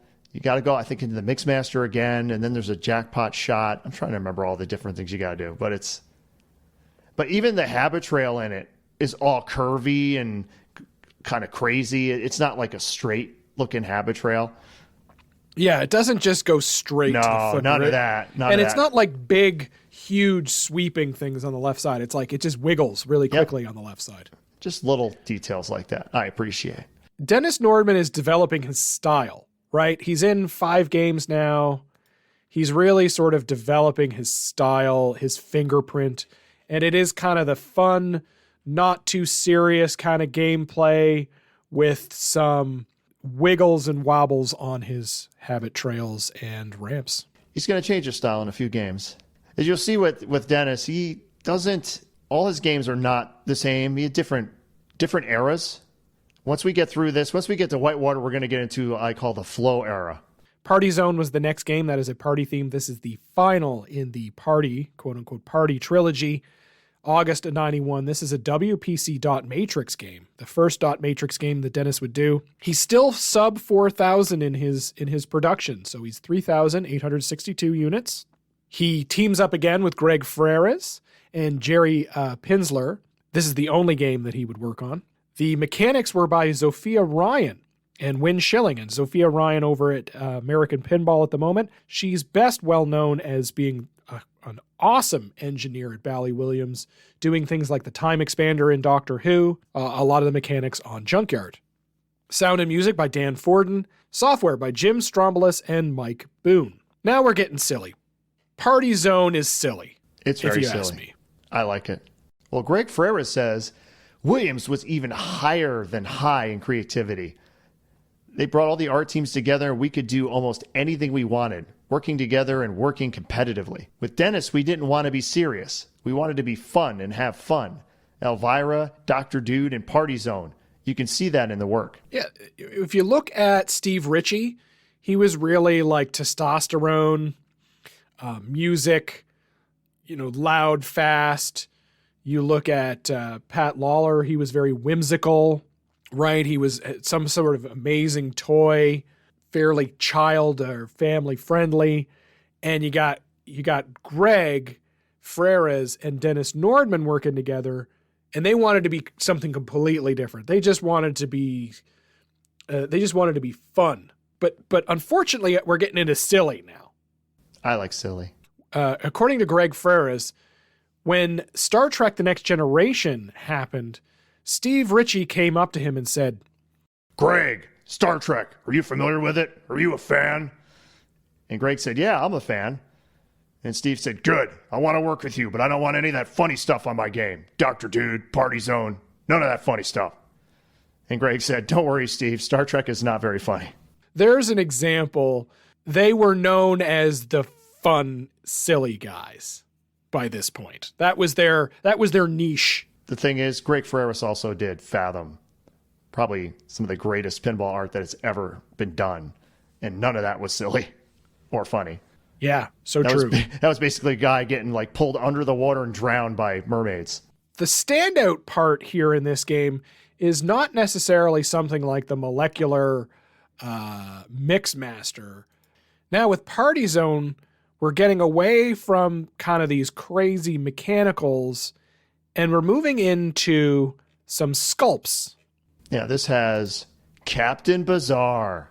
And Captain Bazaar is what? He's a head.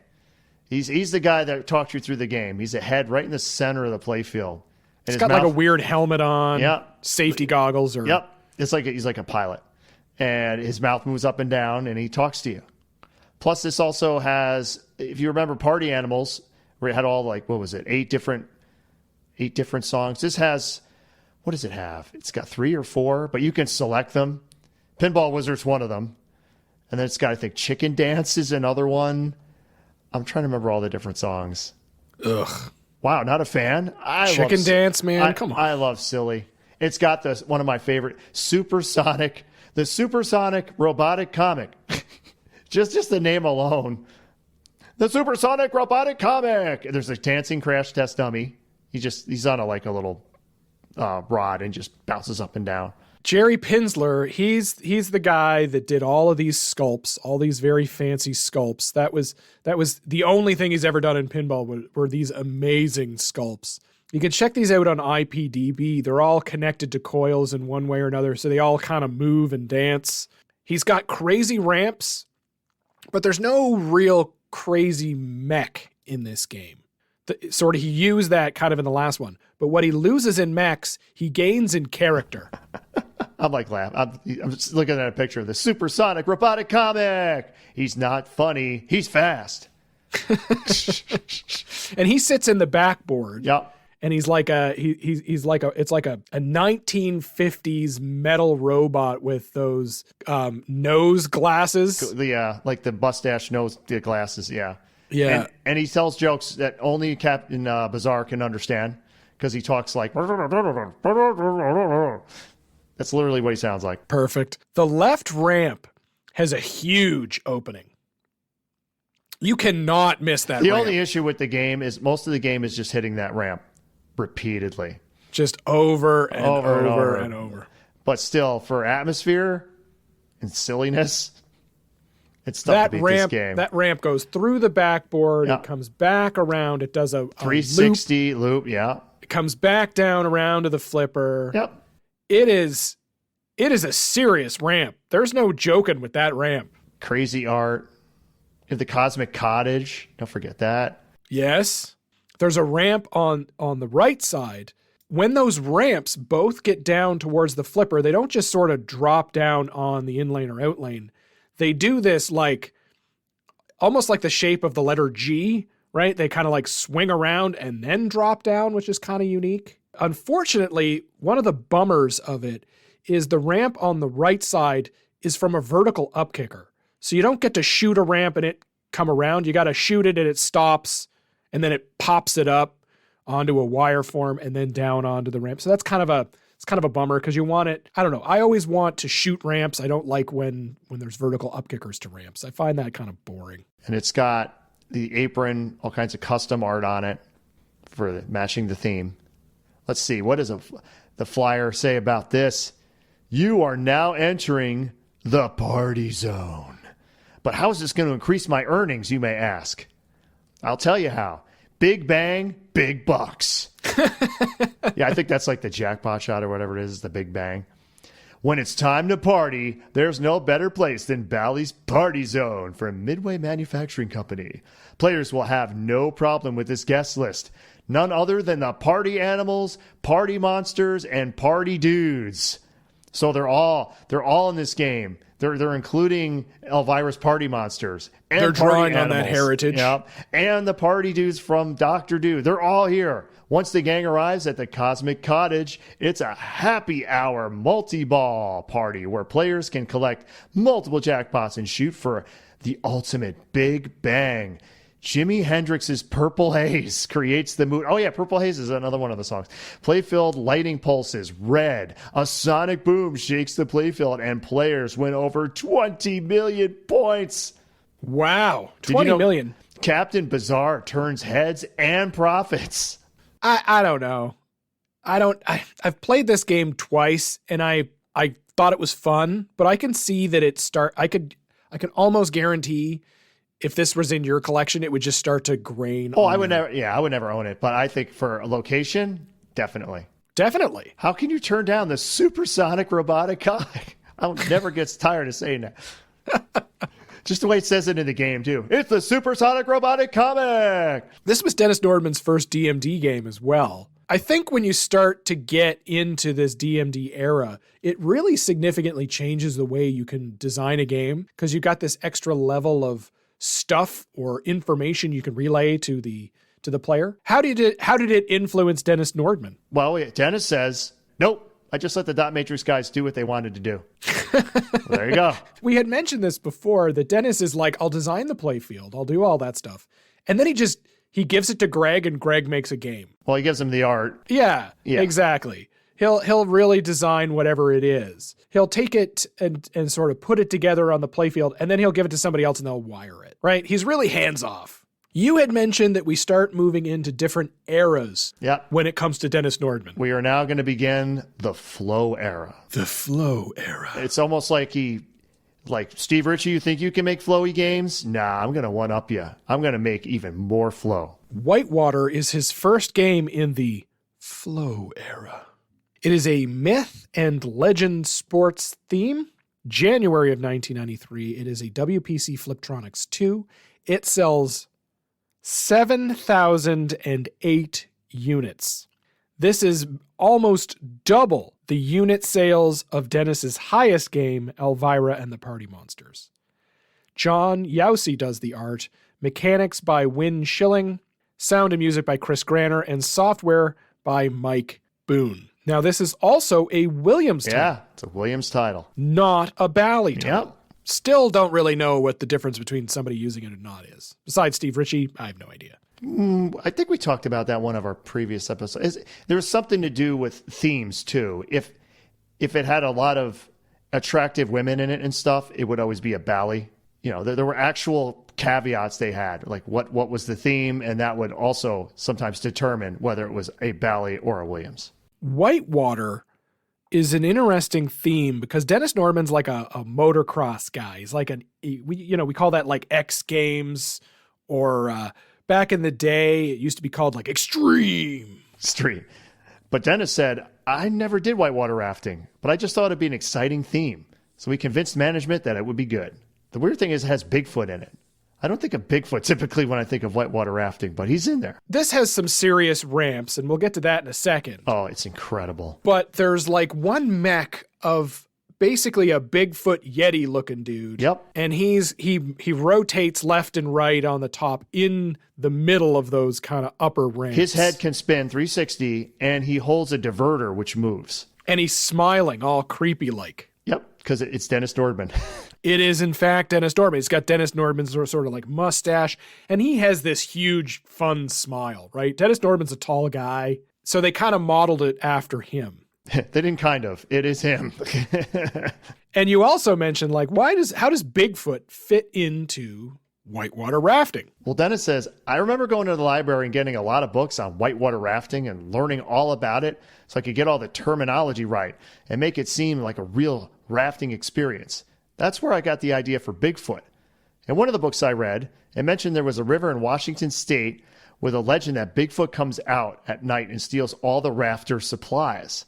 So that's how I got the idea for the Bigfoot character in the game. There you go. Mystery solved. Mm-hmm. On the flyer this time. Whitewater. Go with the flow. Yep. This is also unique in that the title of the game is not on the back glass. Did you ever notice that?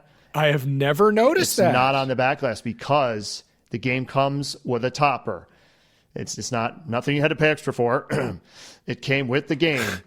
And the thing is, it's an animated topper. It has like this special foil that gives this waterfall effect. And it's like uncopyable. It's like a Stradivarius, like you can't get the wood to make a Stradivarius anymore. You can't get however they made this foil. It can't be done, or it just doesn't exist anymore. The thing that they did with this topper is something that's called a negative image.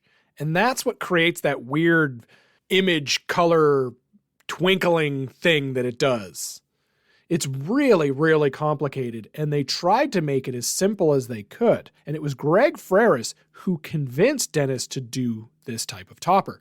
There's a whole explanation on IPDB as to the ins and outs of this, but I'll pull out kind of the basics, which is this complicated process what they do is they print layers, and the various layers are designed to be peeled off. And that kind of makes the image shine under the light. But because the layers are different layers, it sheens differently. And for 20 years now, people have been trying to do repros of that topper, and they just can't get it right. It just can't get it right. They've never been able to replicate it. So if you are getting a whitewater, it better have the topper. Have it. Because you're not going to get one. So let's when it comes to ramps, we're in a totally different sphere now, right? So the craziest vacuum formed ramps I think that Dennis Nordman did was probably Blackwater 100. Yeah, you can't beat Blackwater 100, but for just sheer on a Williams game amount of plastic, you can't beat this. Blackwater 100, they were mountains. They looked like mountains. They were just everywhere. This thing is literally a mountain. It is a crazy vacuum formed ramp that then has plastic ramps that the ball travels on kind of interweaved around within it. Yeah, if I remember the ramp kit, I think it's 6 separate ramps, like 6 separate plastic pieces. It also has a custom apron that it's slanted down to accommodate the one ramp. It's like a because the ramp on the left side. It's a custom apron. You can't just use a regular apron with whitewater. It's a custom apron. So you plunge the ball, it goes up a wire form and like basically into the mountain. Yeah, well, did we mention it's a bi-level playfield? Did we mention that? I guess we should, yeah. Because this is a piece of playfield that is cut out and mounted on top of the other playfield. And then the plastic bits of the mountain kind of go around it to give it the illusion that it is, I guess, a whitewater rafting adventure. But it doesn't take up the whole top, but it takes up like the upper right-hand section. And that's where Bigfoot sits. It's almost like 2/3 at the top. Yeah, with this diverter. And you actually plunge up to this upper playfield. And then you can either hit it in the whirlpool or you can hit it in the, they all have names too, the ramps. Like the spine chiller or the whatever. I can never remember which ones are which. But there's the crazy one on the left that's literally, it goes up and down, looks like a roller coaster. Is that called Disaster Drop? That's the thing. They have all these names, and I always get confused about which one is which. They all have signs written on them somewhere as to what part they are. But you plunge up to the third flipper on the top playfield, and you can let it drain to the right flipper. You can flip late and catch that sort of the ramp on the left side. I want to talk about that in a second. Or you shoot early and you get kind of the inside ramp on the upper playfield as well. And those are kind of up where Bigfoot sits. So this ramp on the left side, it goes a way up and then it takes 2 wavy drops, just like a whitewater raft. One of those drops is very, very unique. The ball comes down, it goes up the ramp, and then it goes tink off the glass and then back onto the ramp down to your flipper where it does one of these G-shaped swings. Not on every game it doesn't hit the glass, but on most of them it does, to the point where they actually had like a bulletin, a service bulletin saying like, yes, this is normal, don't worry about it. It's really cool that it tinks against the glass like that, because it's a thing that is unique and interesting. It doesn't take thousands of dollars to make it work, but it's incredibly effective and exciting when you see it. Very, very cool. It also has a whirlpool shot, which is like another one of those kind of goes around a toilet bowl kind of thing, right? And it goes down into the side. It's a funnel, but yes, you can call it a toilet bowl. How did Dennis Nordman design these ramps? How do you do this on drafting paper? Well, this is where Dennis sort of started using, and really to a higher level than he had used before, something called foam core. Dennis says, the hardest thing to do is figure out what toys you want to incorporate, where to put them, how to make everything fit and make your shot smooth. Some just aren't smooth, but after a while you have experience for what works and what doesn't work. It doesn't always work the way you think it's going to work. So he would use foam core, which is a lightweight, easily cut material. It's often used for mounting photographic prints or the backs of picture frames. And a lot of people make scale models and painting with them. So he would layer these thin bits of foam core down, and then he would basically use various tools to design the shapes of his shots and his models. So that way, when you're shooting the whitewood, you can see how the ball will travel on a vacuum-formed ramp. Then he would provide those foam core designs, I guess, to the engineering team, and they would make it work in production. This game must have a massive bill of materials, or what they call BOM, B-O-M. You got the vacuum-formed ramps, you got the vacuum-formed sculpts of the mountains, you've got a Bigfoot kind of toy thing.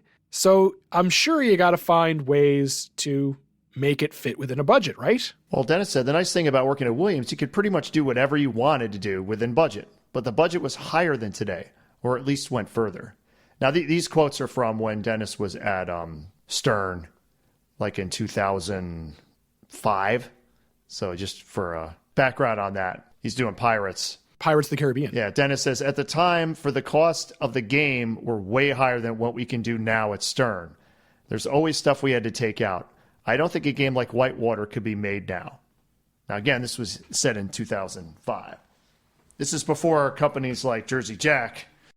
I guarantee you Stern's budget's a little higher now if you look at games like Godzilla with a full moving building. Yeah. There was also a running joke at Williams that the design teams would put drop targets and everything, so when management asked for stuff to come out, you just took the drop targets out. Yeah. The only thing I think that would make this game better would be drop targets on the left side. Honest to God. There's the Boulder Garden. They're pop-uppers, but they have cool little boulder sculpts on top of them. Isn't that great? Full theme integration. When you hit it in there, the Boulder Garden. Oh, yeah. Right, and they're down really close to the flipper. right You flipper. can totally get drained out of there, yes. And the pop-uppers actually changed the Whirlpool Awards. Very cool. How's the code on this? I love this game. This is a great game. I love this game. This is an A-level Bally Williams. This is a would consider owning game, yes.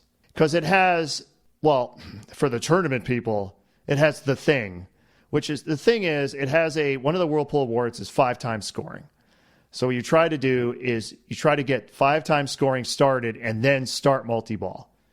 And the 5 times scoring is only for like, I don't remember, 20 seconds, 30 seconds, whatever it is. So then you try to get the jackpots. When the multi-ball starts, it just feeds the ball to that upper flipper in the upper playfield, and you're trying to hit the one ramp. And if you hit them, 3 of them in succession, then all your jackpots are tripled. Plus you have a 5 times multiplier running, so you can just get insane scores. But then it also has the vacation jackpot, which is one of the cooler things ever, where you do all the features of the game and you start multi-ball, but instead of multi-ball starting, the game breaks. Like, literally, the whole game goes dark, like you just broke it.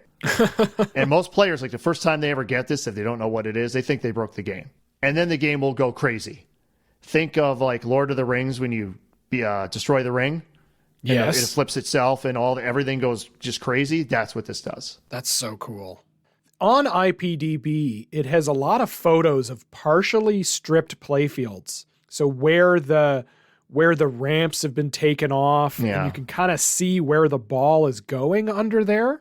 There is a lot going on under those mountains. Let's just say, like when Williams would do promotional footage for like distributors, like they're all out there on the internet. Like almost all their 90s games, they'll have like they're like promotional, how great the game is. And if it's something like Terminator 2, we keep it uncluttered for easy cleaning. When they show Whitewater, they don't mention anything about cleaning. Yeah, we don't want to bring that up. Because we don't want to bring that up, because this game is obscenely complex with just the amount of crap on it. You are not going to be able to clean this thing easily. This is a lot of fun. I have played this quite a few times. I don't have one locally, so I usually end up playing it when I'm out and about, on vacation or something, when I used to do that. This is a lot of fun, this game. But it does take a little bit of time to sort of get used to where the feeds are coming from.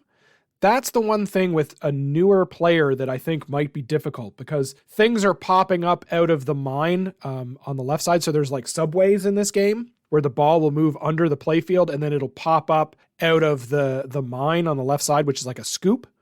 But you didn't shoot it in there. or it's going to go into somewhere and come up a vertical up kicker into the upper play field. And if you're shooting the whirlpool side, where does it come out? Where is it going? There's a lot of like, where the heck did the ball go? Which is the only negative thing, but at the same time, that negative thing makes this game just awesome. And it also has, when the up kicker on the upper playfield kicks the ball up, it plays the sound from, it's either Comet or Cyclone. They reuse the sound. Gah, slackers. Or, well, I always saw it as they were paying homage to the other game. And the thing is, even though they made 7,000 of these, even years ago, this game was expensive. Now it's just obscene. This was always one of those. Is it Dennis Nordman's best game? I can't say that when I own one of his other games. Well, some people would say his best game is the next one. I'll say Whitewater is his best original theme game. There we go. Demolition Man is a licensed sci-fi action movie theme. February of 1994. It is a WPC DCS system. Sells 7,019 units. Another 7,000 seller. Art by Linda Deal and Doug Watson. Mechanics by Win Schilling. And sound music by John Hay. Software by Ted Estes and Bill Grupp. And this was one of the Super Pin series. The Super Pin series. So let's explain what a Super Pin series is. It's a wide body. Basically, yeah. Let's jam more crap into the pinball machine. Yeah. We need more space to do it. And I used to be able to name them all. Was it Twilight Zone, Indiana Jones, Demo Man, Star Trek Next Gen, Popeye, Roadshow. Is that it? That might be it. There you go, ladies and gentlemen. Ron Hallett. Not only can he remember everybody's social media posts of all time, he can also recite the Super Pin series. Well, the other thing is, because this is a license, they had some issues. Yeah, they always have issues with licenses. Why people hate going and dealing with licenses. According to Doug Watson, he had serious difficulty creating the backglass because the movie production team kept rejecting his designs. Oh, yeah, this story, yeah. And Doug eventually discovered that the rejections were all from one person, Wesley Snipes. He wanted to ensure he did not look like a crazed character on the backglass because he was concerned about his upcoming career in Hollywood. If you watch the movie, Wesley Snipes plays a crazed character. Yeah, he's completely like an insane, hyper-violent criminal. Simon Phoenix. Because of this, the final backglass is much simpler than early designs, and all three characters were given mathematically equal backglass coverage with handsome features. He was concerned. Like, this is probably his best role. Yeah, oh no, that would be Blade. But yet Sylvester Stallone is nude on the side art for some reason. Oh my. Yep. Demolition Man is the 1993 American sci-fi action film. This is directed by Marco Bramiglia on his directorial debut. It stars Sylvester Stallone, Wesley Snipes, Sandra Bullock. Stallone is John Spartan, a risk-taking police officer who has a reputation for causing destruction while carrying out his work. That is the typical 1990s cop movie. The renegade cop that gets the job done no matter what. And Wesley Snipes is Simon Phoenix. And the opening scene, they blow up an entire warehouse. And they actually blow it up because, you know, there was no special effects in the 90s. Well, they had CGI, but it really sucked then. So they actually blew up the warehouse, and it's just quite impressive. So this takes that cop against the crazy, hyper-violent 90s movie and kind of gives it a bit of a twist. And that is that in 1996, because of blowing this up, and I think it was a school or something. No, they blew up a warehouse, and it turns out the hostages were in the warehouse. John Spartan didn't know that, but they blamed him for it. Because he was the renegade cop. Yeah. So him and Wesley Snipes, they get frozen. They get cryogenically frozen, which was a thing in the 90s, where basically you're frozen in ice and you live through your prison term in a humane way. Phoenix is thawed at his parole hearing in 2032, but he escapes. And society has significantly changed in that time, where basically crime and violence have all been eliminated. But it's awesome. Highly recommend. Can't get too much into the movie, but I highly recommend it. It made a crap load of money. Everyone's telling me it was a bomb. It's like, yeah, here it is. Budget 45 to 77 million. Box office 159 million. So yeah, it made more than double what it cost to make. So And the game is based on the movie. So in the movie, there's like this claw thing. I think it's at the end, like in the final scene. So there is a claw toy in the game that you can control. Plus, Demo Man is extremely unique in that it has the handles. It has these big ass handles that you can use instead of the flipper buttons. All of the actors got their own Demo Man pinball machine. No, not she didn't get one. Except for the woman. Yeah, that's super. That was a whole thing. Another thing that's really fun is that this is the era where Williams was doing promo VHS tapes to give to their distros. And they would review these tapes to determine if they wanted to purchase that. And the marketing team on this, boy, oh boy, did they do a heck of a job. It's the one I told you about. These are the videos I was mentioning earlier, folks. This Demo Man promo video is a whole thing. But there's the one for No Fear, there's the one for all of the games out there, but this one is particularly cringeworthy. So in this video, yeah, they have this woman dressed up like, actually she's dressed up like Stallone was. She's dressed up Sandra Bullock. Yeah, Sandra Bullock. And she's like playing the game in all kinds of really weird fashion. Yeah, she turns to the camera and she goes, "How about a little demolition?" And you're like, oh my God, that's really bad acting. Yes. And then she says the line, "Get Demolition Man. It'll blow you." And then Joe Dillon, the head of sales who's in this video, he's like, "Away. It'll blow you away." Oh, and then she hits him with a cattle prod. It's like, oh man, because you can tell this is specifically designed for a bunch of dudes who run distros. To be fair, that line is in the movie. Yeah, true. Yeah, Sandra Bullock does say the line. And the other thing about this game is this is one of the first or earlier games that Williams actually had a home ROM version. It wasn't commercially available, but they did an alternate ROM because this is an R-rated movie, and they obviously couldn't use a lot of the lines from the movie because of that. So they did like a home ROM version that's basically uncensored. And that's the one I'm running, of course. Let's talk about the flow of this game, or the shots. It is the flowiest wide body ever. Probably because it's not really a wide body. There's two shots on the left that you never ever shoot. There's the car crash and like the eyeball thing. Dennis Nordman sort of did something very similar to the way Pat Lawler did Twilight Zone, is that they sort of squished the left side of the playfield, so the right side is more of a traditional pinball playfield size.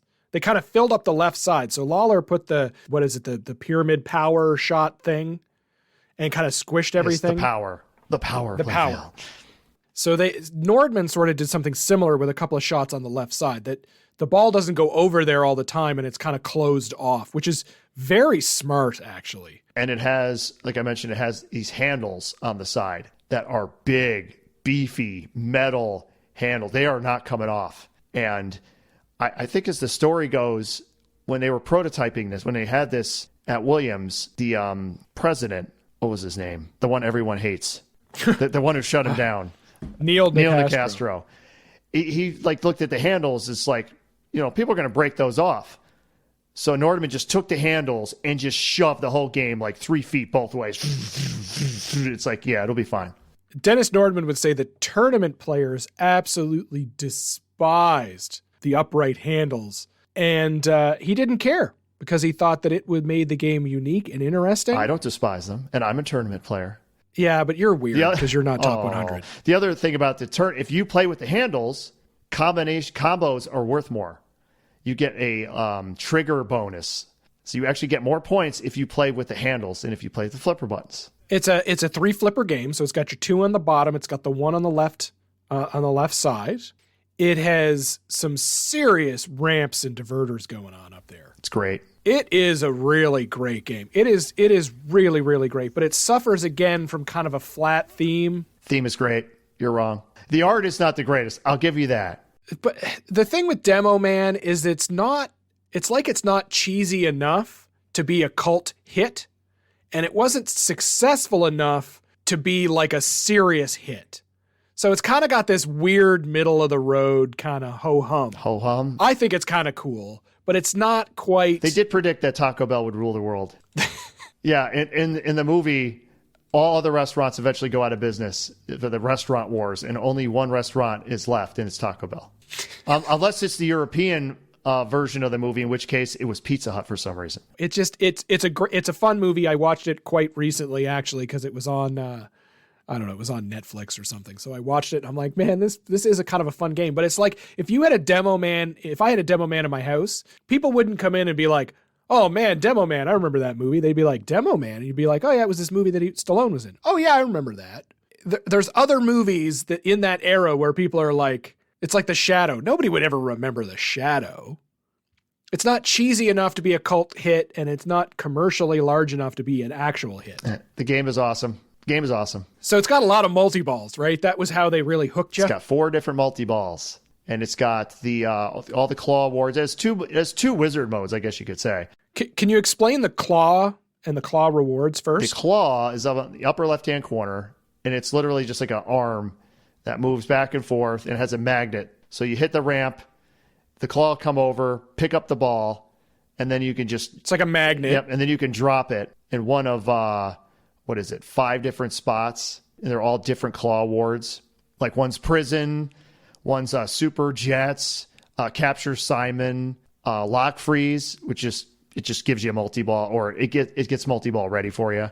And there's the, what's the other one called? The one where you hit the center over and over. That one. But if you play through all of these modes, it will light the computer shot for the demolition time, which is a cool little wizard mode where you got to hit the stand-ups. It's a multi-ball. You hit stand-ups and shots. The stand-ups add balls, and then you just hit shots and get points. That's one of the wizard modes. The second wizard mode is if you go through, and it's not really wizard mode, if you go through all 4 multi-balls, it will light the right ramp for the demolition jackpot, like a combination of all the jackpots you've got. And Demolition Man is the pinball that will blow you away, according to the flyer. It contains all the star power and firepower of the Warner Brothers movie, original and all-new music, sound effects, and dialogue with the DCS sound system, thunder and clarity, sensational modes and multi-ball sequences inspired by the film's most memorable scenes, and a playfield that's years ahead of its time. And it actually has Stallone in it, like custom speech, which you would you would never be able to get a star of that level to do custom speech these days. So it's a great game. It's a great game. I wouldn't own it, but I think it's a great game. People are like, go on to the next game. We're tired of talking about Demo Man. Yeah, you can tell them the games that Ron really loves and wants to pump up the value. Well, no, I'm excited. I love Demo Man. Demo Man's fun. I do enjoy Demo Man. Continuing into his flow period, his next game, which we did cover in our Mechs That Made Us episode, was Indianapolis 500. Super flowy. Which is another really great game. Super flowy. Yep, and we also covered Scared Stiff, which is flowy in its own right. Yep. In Pinball is Dying, Part 2 Bally Williams. So you can check out those in the archives. We're not going to review them again. We're trying to get you through here so you don't have to pause us and wait. You want to listen to it all in one go. Mm-hmm. Dennis was let go in the final months of development in Scared Stiff. That was during sort of the culling of the herd at Williams during that time. Dennis says, I had no idea it was coming. That was it. I was done. In fact, that morning, myself, Chris Granner, and Paul Height went downtown Chicago for a sound recording with Cassandra, because they were working on Scared Stiff. They had screwed up their schedule and Cassandra wasn't available. So we came back to the office, and that's when I got laid off. It was me, John Trudeau, and Barry Ausler. Ouch. Yep. That's a tough day. You see those three, workhorse designers. Yeah, Barry Ausler was on vacation. Like he came back from vacation to find out he was fired. Barry Ausler wouldn't make another game ever again, even though he worked on quite a few designs. After Williams, Dennis would design some redemption games for Skee-Ball. He designed one called Tower of Power, which was actually a very popular redemption game. And you see those in almost every location that has sort of a vintage redemption game. Dennis made some freelance games, which he would sell to Bromley, who was a redemption game provider in the 1990s. Joe Kamenkow, who was one of the founders of Data East, would contact Dennis Nordman to work at IGT, which was a mechanical slot machine designing firm at the time. They're still around. He worked on toppers and bonus reels and sort of interesting things. So then that brings us to the year of 2006. Do you remember 2006, Ron? Kind of. I was alive. That was the year that Nintendo released their Wii gaming system. Oh, the Wii, yeah. Google, they bought YouTube in 2006. Yeah, I remember that. Yes, the Iranian missile crisis, and they did nuclear tests that year. Mm-hmm. Saddam Hussein was found guilty of war crimes. So was Saddam Hussein, but yes. Easter weekend, tornadoes in the U.S. Midwest. Or tornadoes, as you call them on the... I love your notes. Damn it. And the Winter Olympics in Turin, Italy. That I don't remember. Yeah.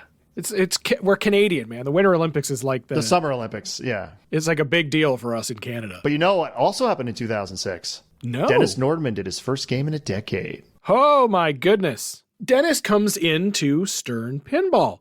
At this time, Steve Ritchie and a few others were working there, Pat Lawler, and they were contract.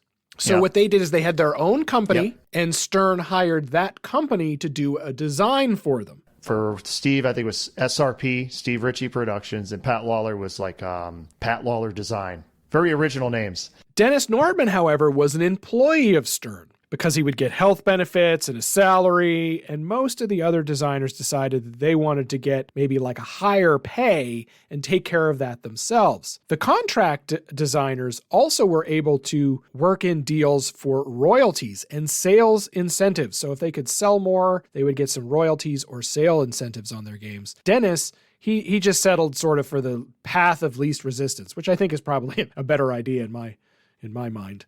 His first game back was Pirates of the Caribbean. This is a Disney pirate movie theme, July of 2006. It is a Stern Sam game. We don't have sales numbers because at this time it is a private company. Dennis Nordman on design, Kevin O'Connor on art, dots by Mark Galvez, mechanics by Ray Tanzer, formerly of Gottlieb back in the day, and John Rothamel. Sound and music by David Thiel.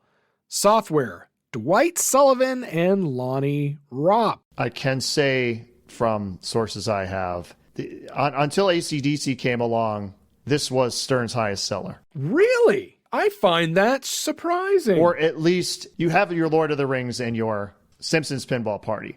So it was on par with them until AC/DC came along. They sold a ton of these. Were everywhere. That ship mech, which we'll talk about, was insane. Something else. When it came out, we couldn't believe it was on a Stern. Let's put it that way. It seemed too cool. In 2003, the fantasy swashbuckler pirate film was produced by Disney and Jerry Bruckheimer. The film was based on the intellectual property of the Pirates of the Caribbean attraction at Walt Disney theme parks. This is like a ride where you're sitting on a boat and you're going through a ride at Disney and there's pirates and they're in all these funny situations. And they're shooting, cannonballs over your head and there's fire. It is fantastic. It has so much nostalgia about that ride. I love that ride. Have you been on that ride? Yes. You don't have the same feel, I think. Is it at Disney World or Disneyland? I think it's at both, but it's a Disney World for sure. I don't remember. I think I was in the Pirates ride. It's very cool. It's a lot of fun. There's a lot of scenes in that movie that are derived specifically from the ride. And a lot of people don't know that. Do you want to hear something amazing? I actually saw the movie. Yes. This is a great movie. Pirates of the Caribbean, The Curse of the Black Pearl. This is an awesome movie. I liked it. The critics expected the film to be a huge flop. It had a $140 million budget in 2003, and it did $654 million in box office return. It has a 79% Rotten Tomatoes. Stars Johnny Depp in his iconic Jack Sparrow character, Keira Knightley in one of her most, I think, fun performances, and Orlando Bloom with a goatee. I will say the only reason I actually watched this is because I was a huge Johnny Depp fan. This is what launched the Pirates of the Caribbean franchise, which consistently didn't get great after this movie. No. They're fun, but the movies really, really, really drop off. I watched the second one in the theater and I didn't have any desire to watch the third one in the theater. And that was the end of that. The pin was not released with the film. And we spoke about this that in a lot of our other podcasts where Stern is very like risk adverse.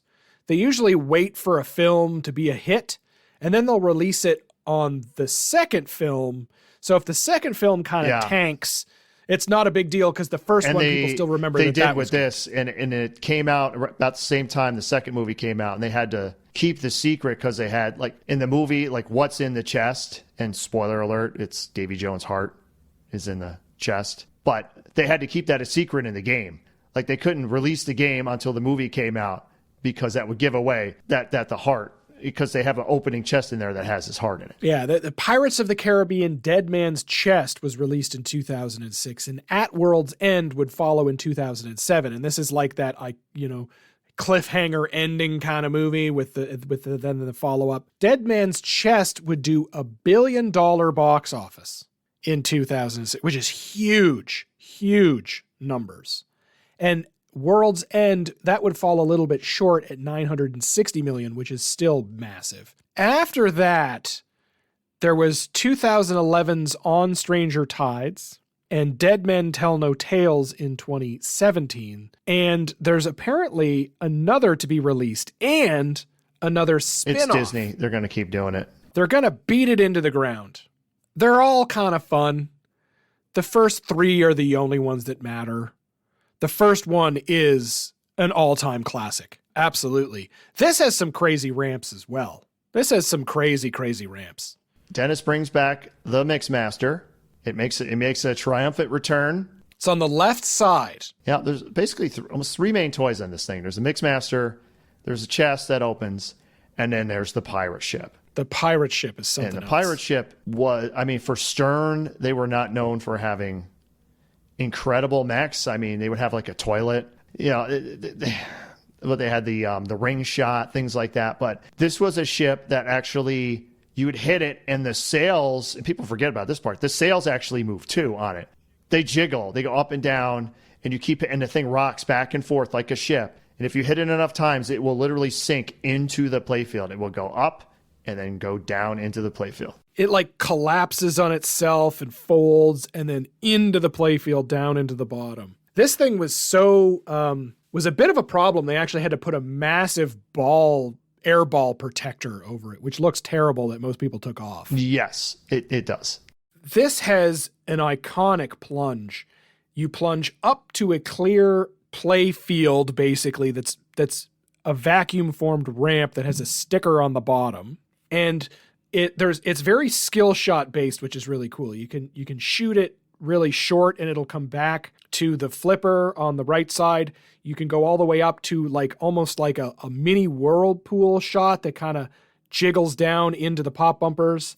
You can walk the plank, which is just short of that little drop hole that goes into the pop bumpers a little bit deeper. On the left side, there's the rum ramp, which is like a zigzag kind of flowy ramp down to the left side into the left in lane. Yep. And if you're playing in a tournament, you always short plunge. Go to the right flipper and you hit it in the Mixmaster. Yep. You just shoot it up into what's the Port Royal or Tortuga shot. The Tortuga shot, the code, unfortunately, is a bit lacking because you shoot up, which is weird for Dwight Sullivan, by the way. You shoot up into the spinning disc, and then there's targets, and you bounce it around in there, and then it'll come back down the ramp, and then you shoot it again up there, and I think you do it, twice or three times? However, it depends how many targets you hit. If you hit enough targets, multi-ball will be ready. Then you hit it up there. It starts multi-ball. Then you can hit more up there. The more balls you shoot up into the Tortuga shot, into the spinning disc, Mixmaster. It locks more balls. It shoots, you can lock, 3 or 4 balls up there, and then it increases your multiplier. Yeah, something like that.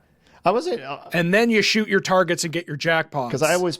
While the balls are up I always there. play it the same way. I just hit the Mixmaster, start multi-ball, keep hitting the Mixmaster, hit the ship, and that's it. That's all I knew how to do on the game.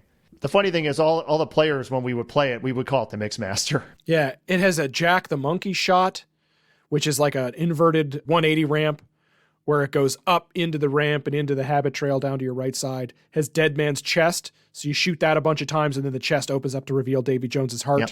This is Dwight Sullivan's major game when he gets back into Stern. You can really see a lot of Dwight Sullivan's fingerprints on this game. It has a really deep wizard mode to get to. It's got a couple of mini wizard modes things. It's kind of wood choppy, right? You shoot the same shot over and over again, which is kind of a bit of a trope in that late 90s, 2000s era. And the game is a lot of fun. It's very cool. I like this game a lot. It's the anti-flow game. But it is so stop and go. Yeah. Catch the ball, wait, line it up, shoot, catch the ball. Like, it in no way incentivizes you to shoot the ball. It is clunkosaurus. If you think the Simpsons Pinball Party is clunky. So we can tell you've played this game a lot. I have. I like this game. I really do. I like the theme. I like the modes. I guarantee you Gary Stern liked it because they sold a ton of these. Yeah, it's fun. I like the movie. It's a lot of fun. It's got some cool toys. I had a friend of mine who had one of these as well, and I played it a bunch at his place, and I really liked it, but it didn't last long. And honestly, the art is not that bad, especially for this era, the Photoshop era of Stern. It is not bad at all. They didn't put a lot of character faces on it. They avoided that. It has the single best Johnny Depp impersonator I've ever heard. It's not actually Johnny Depp? That's not Johnny Depp. That's a Disney-approved Jack Sparrow Johnny Depp sound-alike.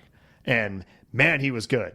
He was very good. It's like, I wouldn't mind sound-alikes if they're that good. One of the issues, I think, with the flow and the clunk is that there's no orbit shot. Well, Dennis says about the orbit shot, my reasoning was I was trying not to intimidate a casual or new player. How many of those players have any idea about those kinds of shots?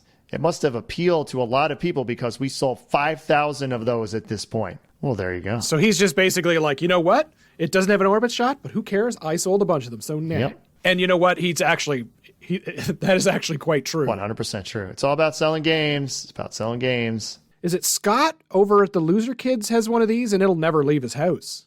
It means that much to him and his wife and his family that they just love this game. I don't know if it would last a long time in my collection, but I think it would.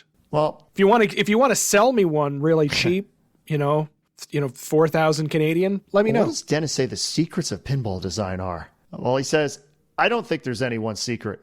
There are several combinations of all elements that can make a fun game. You don't need all the elements in every game. For example, Pirates doesn't have flow, but it's fun and successful. Whitewater and Demo Man had much more flow, and they were successful.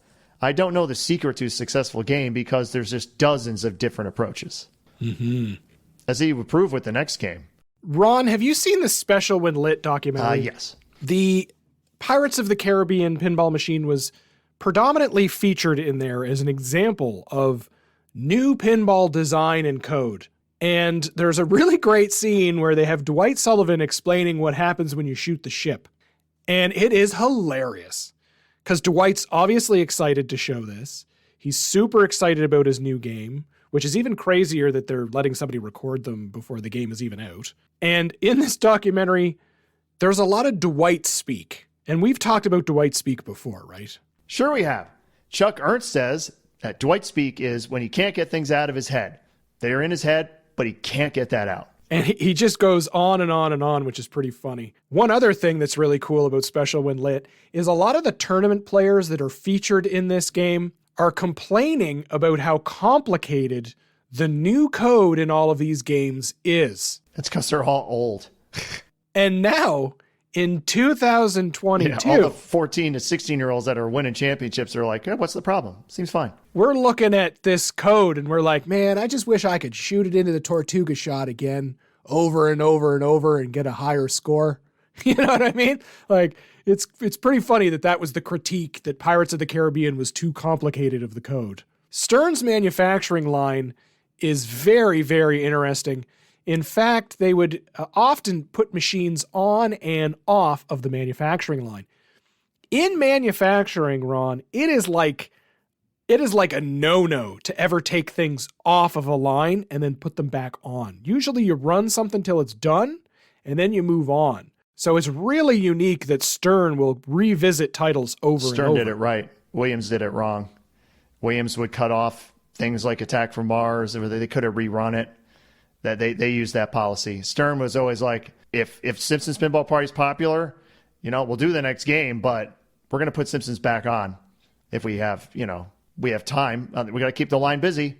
So the Simpsons Pinball Party had at least 6 or 7 runs. Lord of the Rings, same. Pirates went back to run a few hundred more as well. Yes, they did. That's how big a seller this game was. The logistics involved in taking all of that stuff off of the line and putting a totally different game on the line, that's a big deal. I don't think hobbyists and those in pinball really appreciate how incredibly difficult that is and how amazing it is that Stern actually does that. For them to go through like 2022 as the year of like catch up on all our back orders. If you look at their schedule that they're switching back and forth between titles, that is a huge feat. And, we should all kind of give some credit where credit is due. Up next, I know this is the game that everybody loves. Wheel of Fortune! Ron, this is the licensed game show theme from October of 2007. It is a Stern Sam system designed by Dennis Nordman with the art of Kevin O'Connor and Margaret Hudson. Dots by Mark Galvez, mechanics, Lonnie Ropp, music and sound by David Thiel, software by the legend Keith P. Johnson, Lonnie Ropp, and Lyman Sheets Jr. Take it away, Ron. That's your game show voice. That's right. Yeah, this was an interesting game. I'll say that. Why would you choose this? Of all the things that you could choose, why would you choose Wheel of Fortune? I can't answer that question. Dennis says, I like the theme, and I was happy to get it. I think it's the kind of game that you're going to walk up to. We keep trying to do things to attract new players. If we just design games for the hardcore players, we'd be out of business. We have to keep trying to attract new people. Okay, so that makes a little more sense. Keith Johnson says, it skews a lot older than what our demographic supposedly is, 20-somethings in bars. People thought it would be a good theme because, at least around Chicago area, that show was always on TV. When people get off work, they go on to bars. I think one of the biggest problems that occurred in general was basically the south side of Chicago. People thought that was a microcosm of the rest of the nation in terms of what was going on, and I don't know that was necessarily the case. Okay, so Keith Johnson's kind of on the other side where it was like, I don't know. Dennis says, when anybody walked up to the game, they're going to know exactly what their main goal is and exactly what they have to do. A lot of games are so confusing, and you don't know what you're supposed to do. As a casual player, you just bash the ball around and hope something good happens. But with Wheel of Fortune, you know that you're supposed to solve word puzzles. Yeah, so that makes sense. That's, Wheel of Fortune, I think, is a bit of a turd theme, but he is 100% right. If you're a casual person, you're going to be like, oh, I got to spell words. I'll pick a T, Pat. Like it has call-outs like that. Well, I remember in Europe, they were like, what? What is this? We have no idea what this is. Yeah, the other thing was that the producers were very hands-on and protective of this license. Dennis wanted to do more silly things, more fun, awkward puzzles to solve, but the IP holders were much more conservative, and they didn't want anything like that. So some of the fun trips that people could win, some of the prizes in the script were all more or less overruled. Wouldn't it be cool if they had like a Captain Bazaar head that was Pat Sajak? See, there you go. This game also features original speech by Pat Sajak, the host of Wheel of Fortune, and Charlie O'Donnell, the show's announcer. Okay. All right. So if we go back to the code again, so if we go beyond the theme itself kind of being I don't know what's up with the theme, Dennis would say that Keith got on this game, and I was really happy that Keith was there and Keith was excited. I don't know if he actually was. Well, but he at least faked it. Fake it till you make it. We should talk about the playfield, because the one thing that they don't mess with anymore is the bottom where the flippers are. It's always the Italian bottom, or whatever you want to call it. In lanes lead to the flippers, out lanes. Wheel of Fortune does not have that. This has in the center all these posts and 2 lanes you can drain through. Yeah, this is very like old school wood rail. And then the out lanes, actually, if you drain in the out lanes, you have one of 2 lanes you can go into. You can get a free spin. If you go under the correct lane, you can get your ball back. It's like a second chance. Yep. But the in lanes, there's just one in lane, and it's not kind of north-south and then moves to the flipper. They're kind of already on an angle when they drop down from it's the very, ramps. very Bally-like, I must say. And it's really weird. I'm surprised they let him do it. They let him do it because he sold 5,000 plus units in his previous game. But you can tell that after this, never again. It also has kind of a bash toy in the top with the contestants. Well, they're not bad. They're just bobbleheads. The bobbleheads are the contestants of the show, right? They're spinning the wheel. And it's Keith, Maria, and Lonnie. Yeah, it's Keith Johnson, Lonnie Ropp, and Maria was someone who worked on the line. They literally just pulled her and just used her likeness. I wonder if she even got paid. I doubt it. Keith is awesome. He's got his pens. Yeah. He's got his pens and his tie. He's got his glasses on, his little wispy hair. It's got Lonnie, who looks like he's about to murder somebody. The left side has a very similar shot to Pirates, where there's like a shot behind the ramp, or behind stand-up targets, which is under the ramp. This very similar to Pirates. And it has a very wiggly, vacuum-formed ramp. It's fun. It's very whimsy, right? It's clearly Wheel of Fortune. Like, you cannot mistake it that it is in fact Wheel of Fortune. The main toy is the wheel. The fortune wheel, as it were. Mm-hmm. The Wheel of Fortune. And it spins. It spins. It's fully controlled. It can stop on whatever it needs to stop on. It's a pretty cool toy. The code really shines here. That's Keith Johnson. Again, at this era of Keith Johnson, he is just full of excitement and great ideas. The only issue with the game is the entire industry was tanking. I remember I went to Expo the year they were making this in the factory, and the factory was almost empty. It was not pretty. And I remember they cut this, like they never let Keith finish the code. It never was done. There's like one of the inserts, which is the wizard mode or whatever. It doesn't even light up. Like it's not even programmed. About the unfinished code, Keith says, I don't have any regrets with any game that I worked on other than Wheel of Fortune not getting finished. I'm happy with every single game that I've worked on has turned out good. Wheel of Fortune definitely was on the right track. I just didn't get the extra resources that I needed to get the game done. So that brings us to the end of the episode, Ron. We've seen a lot of amazing, crazy ramp designs and a lot of interesting, fun eras in Nordman's career, or at least early career. Dennis Nordman is now working at American Pinball as a designer, and he's very much in charge of mentoring the younger up-and-comers who are designing over at American Pinball. So there's a lot of exciting things, I think, on the horizon. And he has done games since Stern. According to him, he designed most of what you see in Alien by Highway, and now Pinball Brothers is making that. He did a bunch of designs at Deep Root Pinball, which never saw the light of day. And now he's at American, and this year we should be seeing a Dennis Nordman title, which is exciting. I hope we can see something from Dennis Nordman. He also did a contract game with Whizbang, his company with Greg Ferreras, where they did what was that really offensive one? It was called Whoa Nelly, Big Juicy Melons. Yeah, so that's a whole controversy in itself that we can review.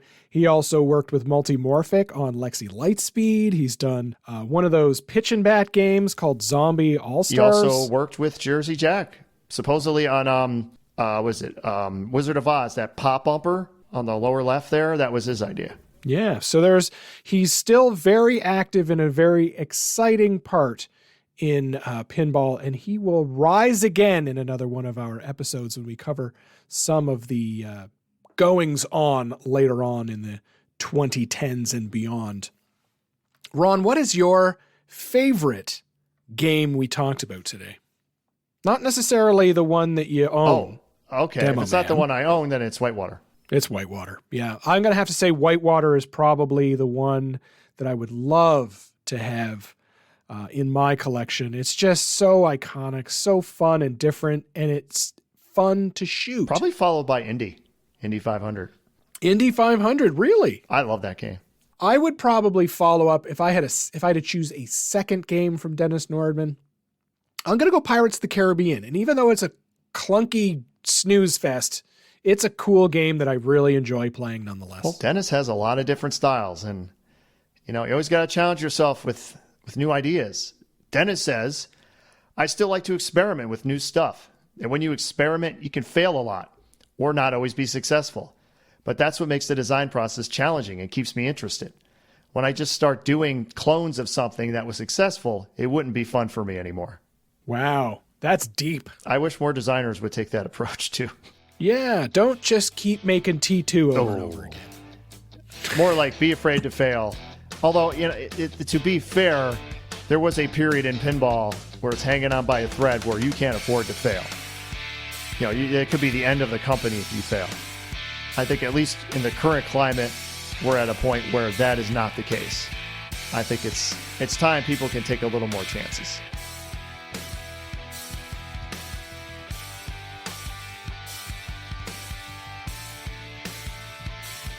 As always, you can send your comments, questions, corrections, and concerns to silverballchronicles@gmail.com. We look forward to all your messages, and we read every one.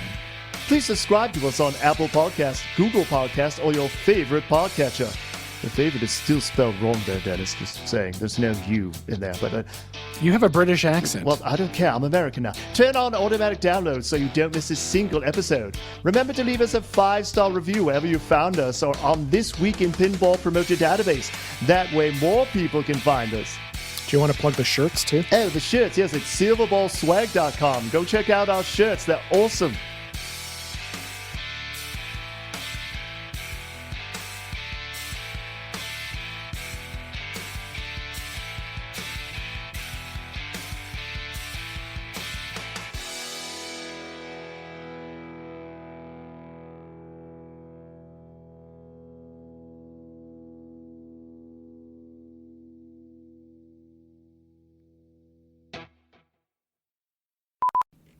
Yeah, give me 1 sec. Uh-huh. Dying.